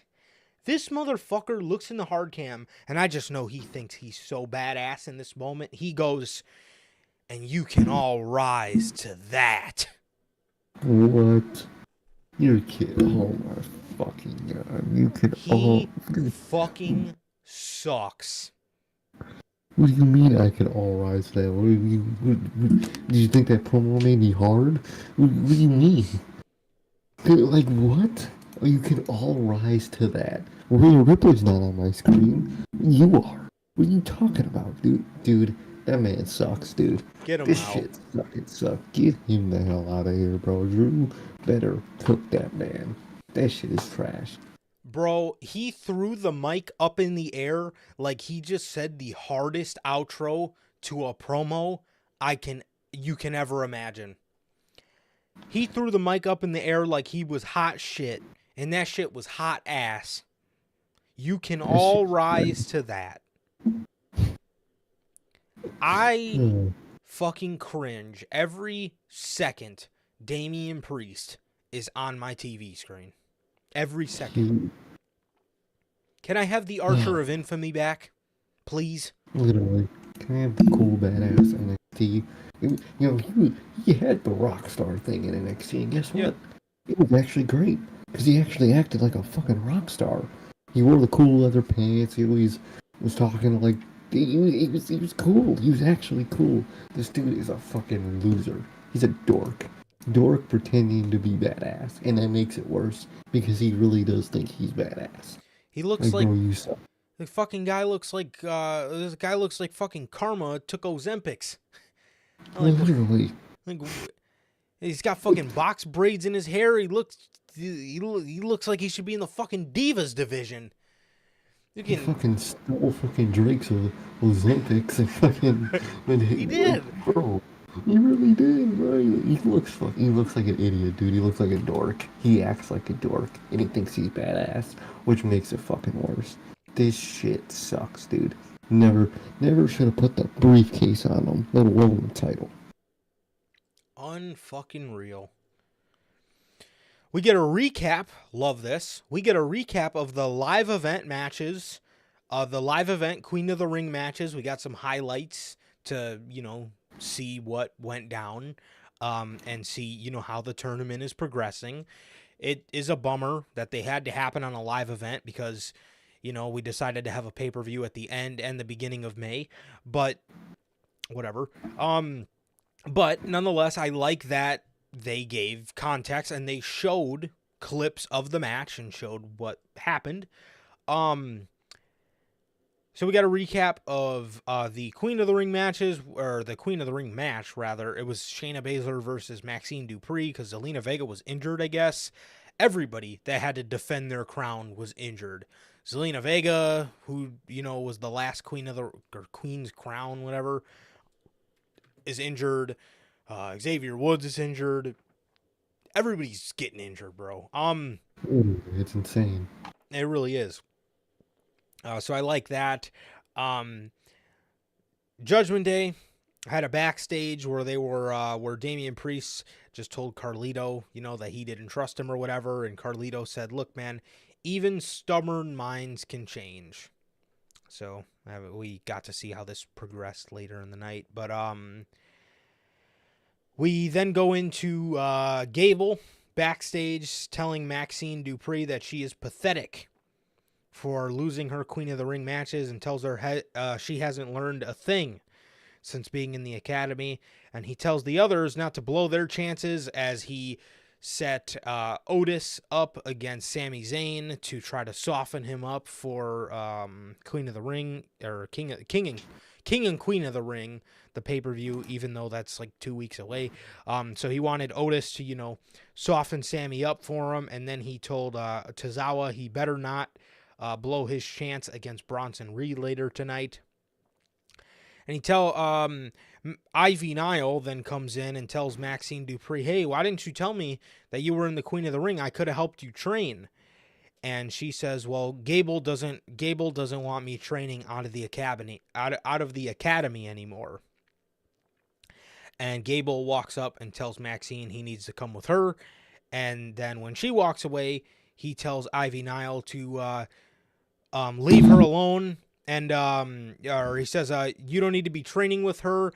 And just do me a favor and go ahead and stay away from Taylor Not So Swift over there.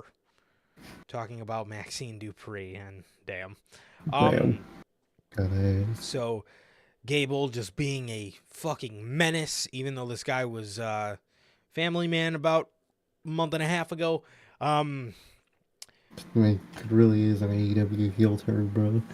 Yeah, I mean, at least he had an official turn, but yeah, I mean the amount of just dickheadness for no reason. Yes, exactly. Just the amount of where did this come from is insane.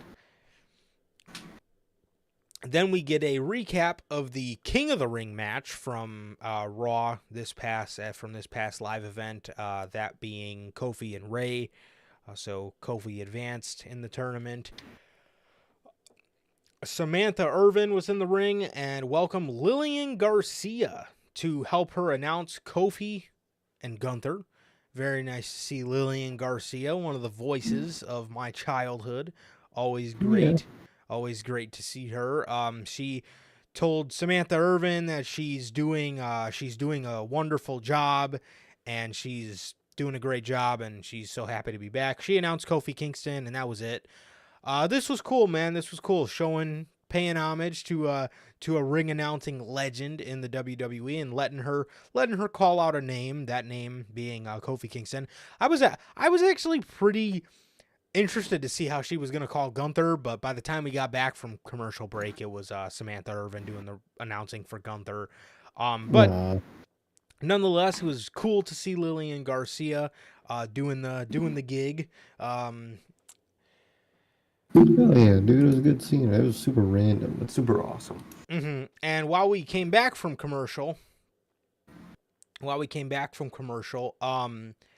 Truth and Miz were in the Adam Pearce's office, and Kiana James walks up and says, introduces herself to Adam Pearce, tells her, that she's excited to be at Raw or whatever, and then she says the job is ejaculative or something like that.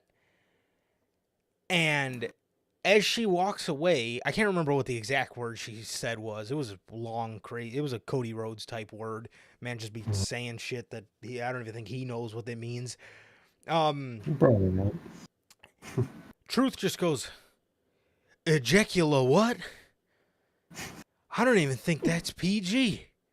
Bro, fucking and then it cuts back to the announcers, and Michael Cole's just dying laughing, and then we get the Kofi and Gunther match where Gunther picked up the victory to advance to the next round of the semifinals of the Raw side of the King of the Ring. Pretty good match with Kofi. He hit him with a power bomb, and then when Kofi kicked out, Gunther perfectly rolled that into a Boston Crab, or the Walls of Jericho, beating his walls down. And yeah, he tapped Kofi out with the Boston Crab, and so. Hell yeah, man, made that advance. Lyra Valkyria was in the back. She was talking to Jackie.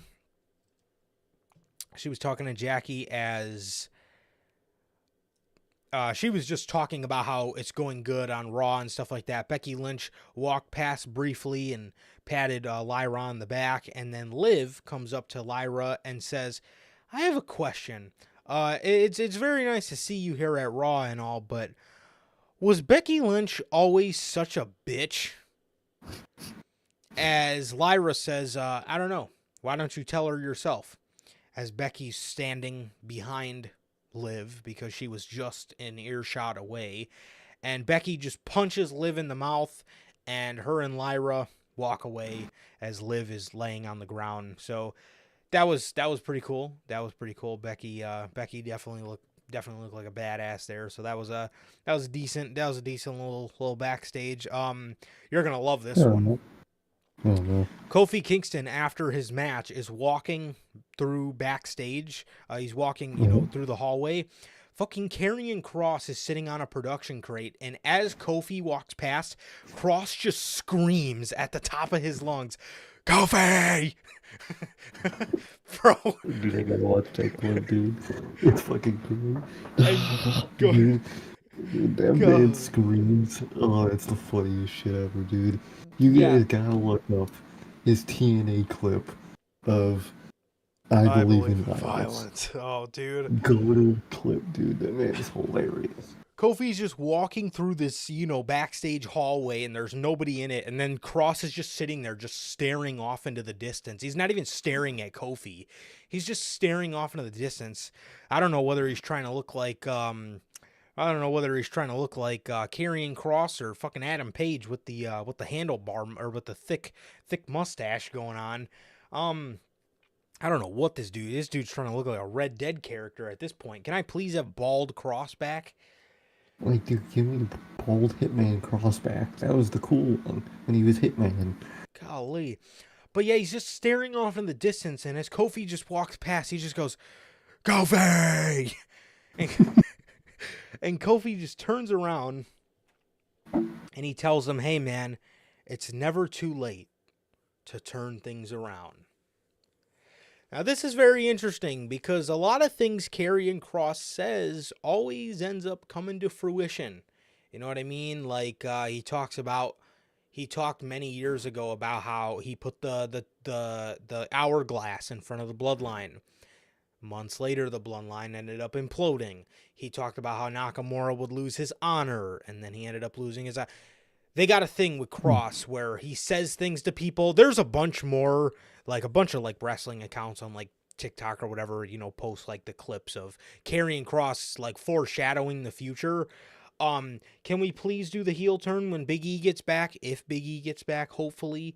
I would love to see that, but it's very interesting what he ended up, telling Kofi. And then when Woods came up and he says, "Hey, I got your ice, man. What did Kross want?" Kofi said, "Nothing." That's interesting, man. At Kofi heel run. I'd be intrigued, dude. I'm down. Might as well switch it up with those guys, man. Yeah, they only do so much for so long. Yeah, they've been baby faces for 8 years. Dude, and they were fucking awesome as heels too. That's the fucking worst That's part. what made them great baby faces.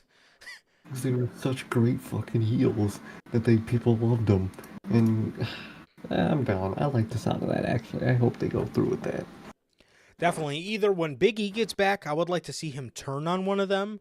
I think that would really spice it up a lot. Or and disband the group. Or I would like to see the group as a whole. Yep. I would like that a lot. I would prefer that more than anything. Yeah, so that was that. Bronson Reed defeated Akira Tozawa, and Gable was yelling at him after the match and just treating him like shit. Adam Pearce was in the back talking about that there's going to be a number one contender title match for the number one contender match for the tag team championships. We've seen 4 teams tonight. This was like the battle of the fucking horrible theme songs, except for the Judgment Day, obviously, because they have the other side. But we'll get to the teams in a minute. And then Jackie asked him, many people want to know why Braun Breaker was not in the King of the Ring. What did you end up telling him last week? Continuity. I like it. Following up to some shit that happened last week. I like it. I like that. He says, we know Braun Breaker's one of the best, up and coming talents we have here. We know that, but I don't want to throw him in the deep end, too early, which is, completely contradicting because Ilya Dragunov is in the tournament and he just got called up, so whatever. Braun walks up and he says, the deep end. He says, okay, I want you to understand something. When I'm in the ring, I don't care how new I am. I drag my opponents in the deep end, and I have them sinking for their life. So he ended up, just telling Adam Pearce off pretty much, and he says he just said I should have been in the tournament. And then he says he would be in the semifinals right now, but and then he walks away. But I like, if we're having Braun as a heel, which it kind of seems that way, I like, because Adam Pearce is a babyface, I like that we're building up a little bit of a beef between those two. I like that a lot. Lyra defeats Zoe Stark to move on to the semifinals against Io Sky. Oh, I completely forgot to mention, Io in the Io defeated Shayna Baszler to move on to the semifinals as well in this night of quarterfinal matches. Sammy defeats Otis earlier in the night when they were doing that backstage Taylor Not So Swift segment. Gable told Otis, you're going to beat Sami Zayn, you're going to soften him up for me, and you are not going to use that stupid worm. Well, Otis used the worm. Gable got pissed, started yelling at him. Otis got distracted, which led to Sami hitting a haluva kick and beating him. Gable then gets in the ring and muffs. He muffs Otis in the face. And Sami Zayn then runs back to help Otis, and he gives Gable a exploder suplex in the corner, and then he goes to hit him with the haluva kick. Gable rolls out, and then Otis is there to pick him up, and you could hear Otis saying, "I'm sorry, coach, I'm sorry." Chad Gable said, "No, sorry's not good enough. You're pathetic. You blew it." And he slaps him across the face as Gable walks away, and Otis, all hunched over, walks behind him. So I like the story they're telling, and I'm intrigued to see, when... I'm going to be honest, the way this is going, I would have Gable not win the IC title, and I would have his whole group leave him. And then I would have him then come to the realization that he's a shitty person and then try to revert him back to a babyface where it does end up winning him the IC title and then... being a babyface. Yeah. That's what I would do. I would have this be the, Gargano Venom arc where he was being Johnny Venom for a little bit and being a heel just because of how much he hated himself. No, exactly. That's really their only way out of this is their version of that, and that's how it's some version of that. It's got to be 100%. 100%. Braun is backstage, which his gimmick is just being nice to people, I guess, ever since he's been back. All you do throughout the show is see this guy in backstage segments where he's just complimenting whoever he walks past. He's like, "Man, I remember last week he was like, man, you're so talented, Ricochet. You need to go out there and show everybody why you're King Ricochet." This week he's just talking about Ivy Nile and the Creed brothers, and he's just telling them that they look jacked and they're doing great and they need to kick ass. And Judgment Day sends JD McDonut, of all people, to go and warn Braun Strowman, and Braun obviously wasn't phased at all. He was kind of just looking at him all sideways. But yeah, so that was that. So looks like we're going to be getting a Judgment Day and Braun Strowman feud. Yay. Sweet, dude. Hell yeah, man. Fuck yeah, dude. All rise, man. Can't wait for that train to all rise, dude. Yeah. Like, what are they doing here, dude? Why?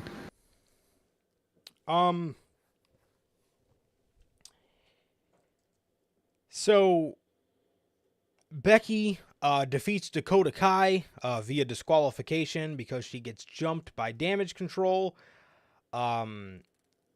She was then saved by Lyra Valkyria as she had a little face-off with Io because they're in the semifinals of the Raw bracket this week, or next week rather. And then after they fend off Damage Control, as Lyra has her back turned, Liv jumps in the ring and throws Becky Lynch into the ring post. And then right as Lyra goes to go at her, Liv gets out of the ring and, runs away. So we get a backstage segment with Ilya Dragunov. He says that he is not just happy to be here. He wants to make an impact here, and he wants to make moments. He says Jay may be ready for the battle, but on the other side, there is a different animal that awaits him. There is a mad dragon that awaits him, waiting on the other side. Then he talks about how he awaits Gunther. He says on the other side awaits a mad dragon that you have never been in the ring with, and a mad dragon that not many people have beaten. It's also a mad dragon that has beat Gunther before. So that was cool little callback. And then Gunther is standing beside Dragunov as they have a brief little stare down as him and Dragunov stare at each other, and Gunther then walks away. And that was pretty cool. Pretty cool little stare down there, and a very cool backstage segment. I love Dragunov's just delivery in his. I love his delivery in his promos. I love everything about that man, to be honest. He's so fucking good. Oh, dude, he's so awesome. Dude's a fucking psycho. I fucking love it. Man, it's crazy as hell. It is fucking dope as shit, dude. I love this shit. Everything from his on TV to social media, it's great. Posting fucking workout videos and fucking Thanos quotes in the fucking caption, working out like a freak while he's at it. Man's a legend, dude. I love him. He's so dedicated. It's great. I love the memes too. Apparently, where it's like a bunch of people say that he thinks that wrestling is completely real, and that is just hilarious. That's funny. Fucking Dragunov. Yeah. So.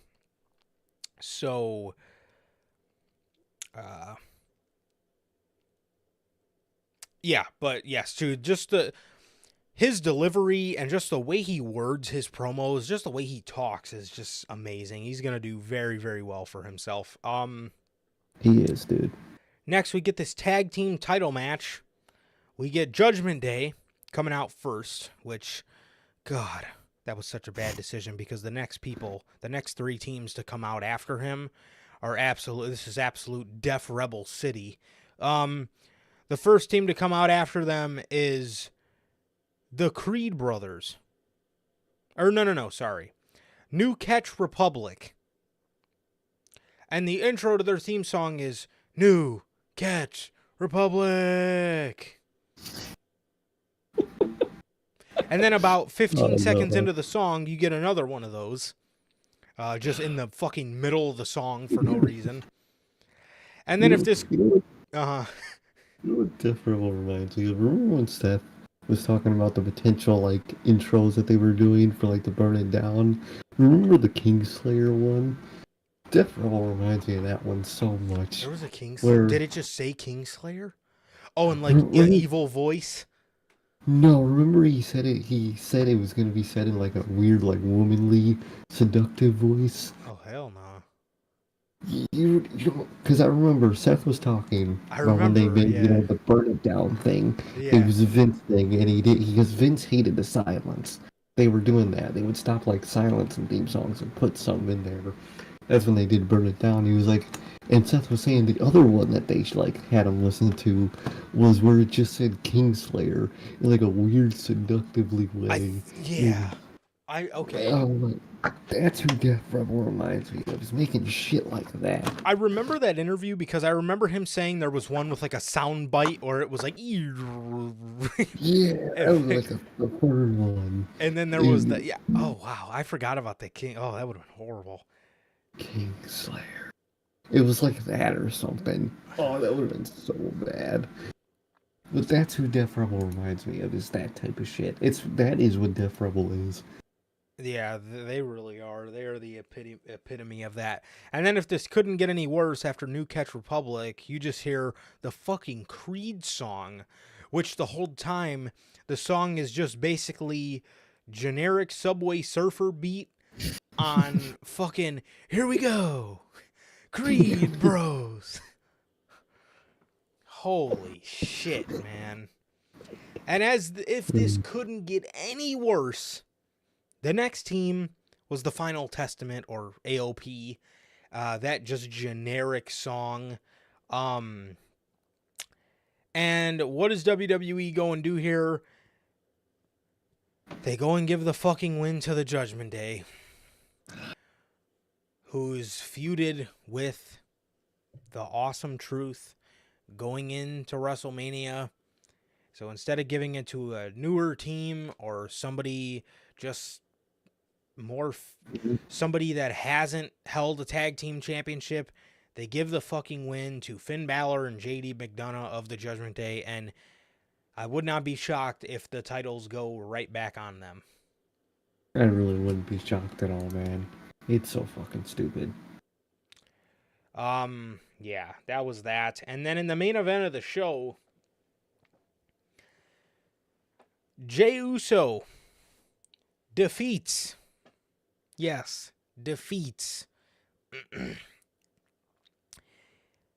Ilya Dragunov in the semifinals of the King of the Ring tournament. So, the only thing I see eye to eye on with WWE on in this scenario is making us wait for Dragunov and Gunther. Yeah, I get it. That I do get. I really get. I do. But wasn't the plan to treat Dragunov similar to Gunther in his debut? It seems like they're treating Braun Breaker as more of a, protected individual than Ilya Dragunov, because, and it was just the way that Dragunov lost and the things that went behind it. First of all, nobody should be kicking out from his finisher at this point. No. Jey Uso kicks out of the H-bomb. He kicks out, and as Dragunov goes for I think he calls it the Moscow torpedo, Jey just gives him his spear, hits a splash, and beats him. In the matter of like 2 quick moves, in the matter of like 10 seconds worth of moves, he beats Dragunov in the main event of Monday Night Raw in a just, again, quick fashion when Dragunov was just up. He was just up on the offense. Jey just hits a quick spear and an Uso splash in what was an okay match.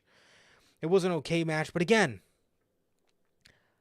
I just don't know why we are progressing a guy like Jey Uso when Dragunov could have used the victory so much more. And I know Jey Uso loses all the time, but like, bro, Jay will be fine. Jay's great. Jay's doing great. But, and again, it's not so much of the, Jay winning. It's more of just dragging off losing in the way he did. Nobody should be kicking out of his finisher. No, exactly. He just kicks out of an H-bomb. And it's just like, what the fuck? Keep his finisher protected. It's just like, we're just going to have Jey Uso kick out of it? Like, at least have Dragunov not hit one. Literally. Exactly. Or have something happens to where he hit it, but something stops him from doing the pin, and it takes a minute. Something. Not just a normal ass kick out, like he just hit him with a cutter. It's incredibly frustrating, man, and it's just like, it really is kind of annoying. WWE, and again, this is no flock to Jey Uso, because I like Jay a lot. I do. He's one of the better male competitors on the Raw roster, but it's just like, take a risk. Do not just go, and especially now, when you have like an insane crop of new talent, and this brings me back to the tag team title match. You have an insane crop of new talent that's fresh to your roster, and you are fucking refusing to give them any wins. Like with the Judgment Day, I forgot to mention Carlito helped the Judgment Day win, which is going to further their story with the Carlito trying to get in the Judgment Day so he can not get in the Judgment Day, but just be buddy with them to fend off the LWO, even though we haven't even seen the LWO since they've been drafted to Raw. I'm not complaining, but forgot to mention. It makes sense that it's alright. Yeah. We should have, technically, but I'm glad we didn't. Yeah, I forgot to mention that, but yeah, that happened as well. But you have such a good and new crop of talent on your division, and again, this brings me back to the Creeds. This brings me back to New Catch Republic. These guys are all new, fresh teams on your roster that have been fresh on your roster within the last year, and you refuse to give them any wins and just keep going with the same fucking people to win and to get the push. And it's just like, bro, you got Dragunov here, and all you have him do is make it past the first round. If all you were going to do is have him make it past the first round, at least have it be somebody impressive, like a Sheamus, not a Ricochet. Like, what the fuck? And then he just moves on to a legit push talent on the show, somebody with name value and just, value behind his name, and he loses. He kick out of his finisher. Take a fucking risk. Take a risk, bro. Stop going with the same cookie cutter teams and the same cookie cutter shit, dude. It's annoying. It's annoying. And again, this is of no disrespect to Jey Uso, because it's not that Jay won. I have no problem with Jay winning. It's that Dragunov lost, and that his finisher was not protected. Literally. It just made him look like a fucking goof. You say you want this guy to be looked at as the same vein as Gunther. Gunther was undefeated on the main roster for a year and a half. Fucking 3 months shy of 2 years. I mean, come on. You want Dragunov. It is. It really is. You want Dragunov to be held in the same regard, but you don't want to protect him the same way you protected Gunther. No, you really don't. It's so stupid and fucking illogical. It's fucking irritating, dude. It's irritating. And again, WWE's got a serious problem with cookie cutter people winning things. Go with new people. They love playing it safe, man. They really do. And again, it's a little easier in AEW's case, because they don't know how to fucking develop a talent to save their ass, so they kind of just have to go with the same cookie cutter people because their young stars fucking aren't developing. And they give them stop and start pushes so they have no traction with the audience. WWE is so good at presenting people, and they're so good at adding new, fresh talent. Why are you not pushing these people? Why are you not taking risks? Now, I understand building up some of your, name valued guys because you don't want to have them, continuously take loss after loss, but at the same time, you got to take risks sometimes. And you had a night like tonight, a lot of people were rooting for Dragunov. And, I don't even mind that we're not getting him and Gunther, because the whole argument of, I don't care if we see these guys every single Raw. I mean, you fucking do. It would be special anymore. Yeah, I mean, please give me a break. Save Dragunov and Gunther for a World Heavyweight Championship. I would, I wouldn't, mind. I would not mind that at all. But and it's not even. It's like, he isn't going against Gunther, and I wouldn't have minded it, but I'm not losing sleep over us not being able to see it, because again, I honestly would rather them save it for a really, important time. But what upsets me more out of all this is just that I just don't think Dragunov was very protected here. I think a lot of his moves were just, Jey Uso just ate him. You know what I mean? When this guy should be being protected. If you want him in the same vein as Gunther, he should be being protected, and that is complete bullshit. And Logan said it in the very first comment of the live chat. They did the guy no fucking favors. They did the guy no favors. He hits an H-bomb, and he goes to go for the Moscow torpedo, and he just gets fucking speared and splashed, and that was it. Meanwhile, about 30 minutes before this match took place, Dragunov just bragged that not many people were able to beat him. That's where my problem comes in here. And again, I'm not even mad. I'm sorry, bro. What were you saying? Oh, no. Go ahead. And again, it's like I'm not even mad about not seeing the Gunther match. It's just how everything was presented. Presentation is reality. Not many people are able to beat me. And then he just fucking loses. To Jey Uso, who, at the end of the day, a lot of people have beaten Jey Uso. And a lot of times, WWE, or AEW, whichever one you want to talk about, they do that a lot. Where they have someone beat someone that is frequently beat, and the person they just beat shouldn't be beat. They do that a lot. Where, like, this talent should not be beating this talent right now. He shouldn't. He shouldn't have beat him right now. Like you said, I'm glad that we're not getting, or I'm okay with, if anything, but I'm kind of glad we're not getting Gunther and Dragunov yet. I want them to save it. Save it for a special occasion. But this is the way you're doing it. I'd have fucking just took the match at this point.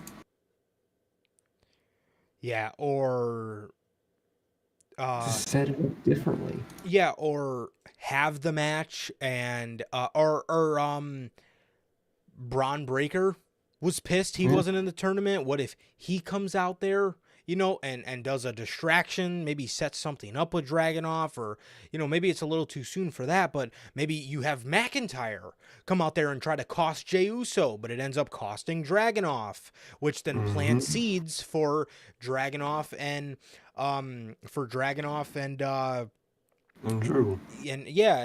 And Drew down the line, or maybe both of those options are too soon, but again, maybe you could have done something to protect him. You could have done something to make this a little better. You could have done something to do a little bit of damage control about this, because Dragunov's out of the tournament now. If somebody would have costed him the tournament, but whether it was by accident or on purpose, it could have looked a lot better in his case, because now he's out of the tournament, and now, you don't have the tournament to lean on. Now you actually have to find something for him to do, and he's got to do something. You know what I mean? Whether that's with whoever, I'm not sure, but you could have done a way better job of protecting him and just presenting him better.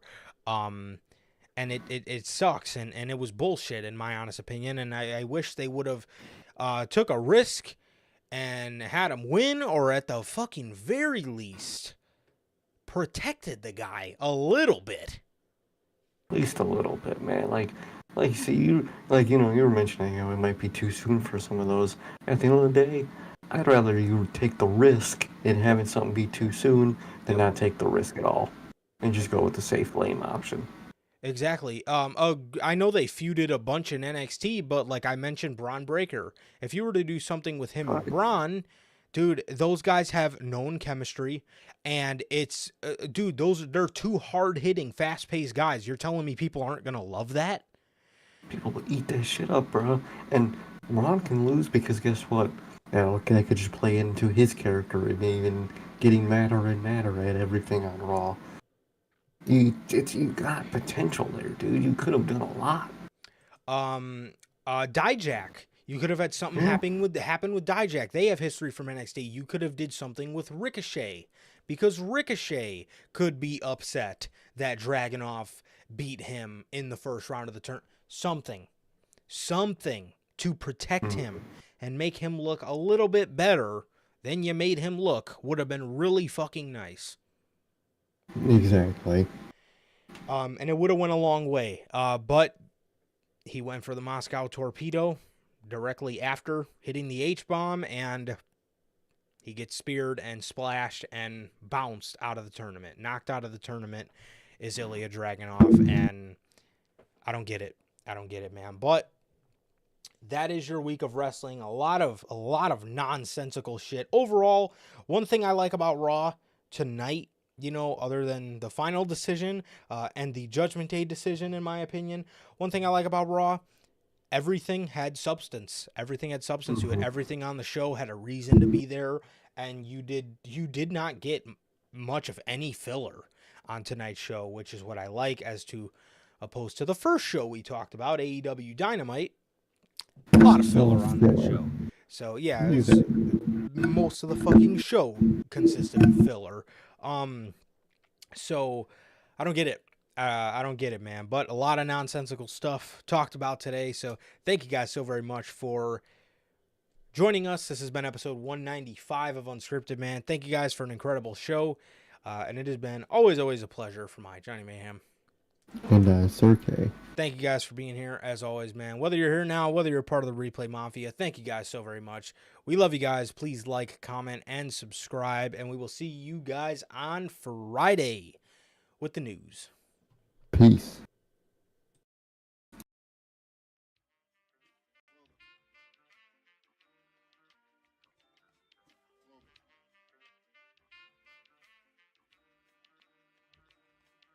I used to get pills on the bitch.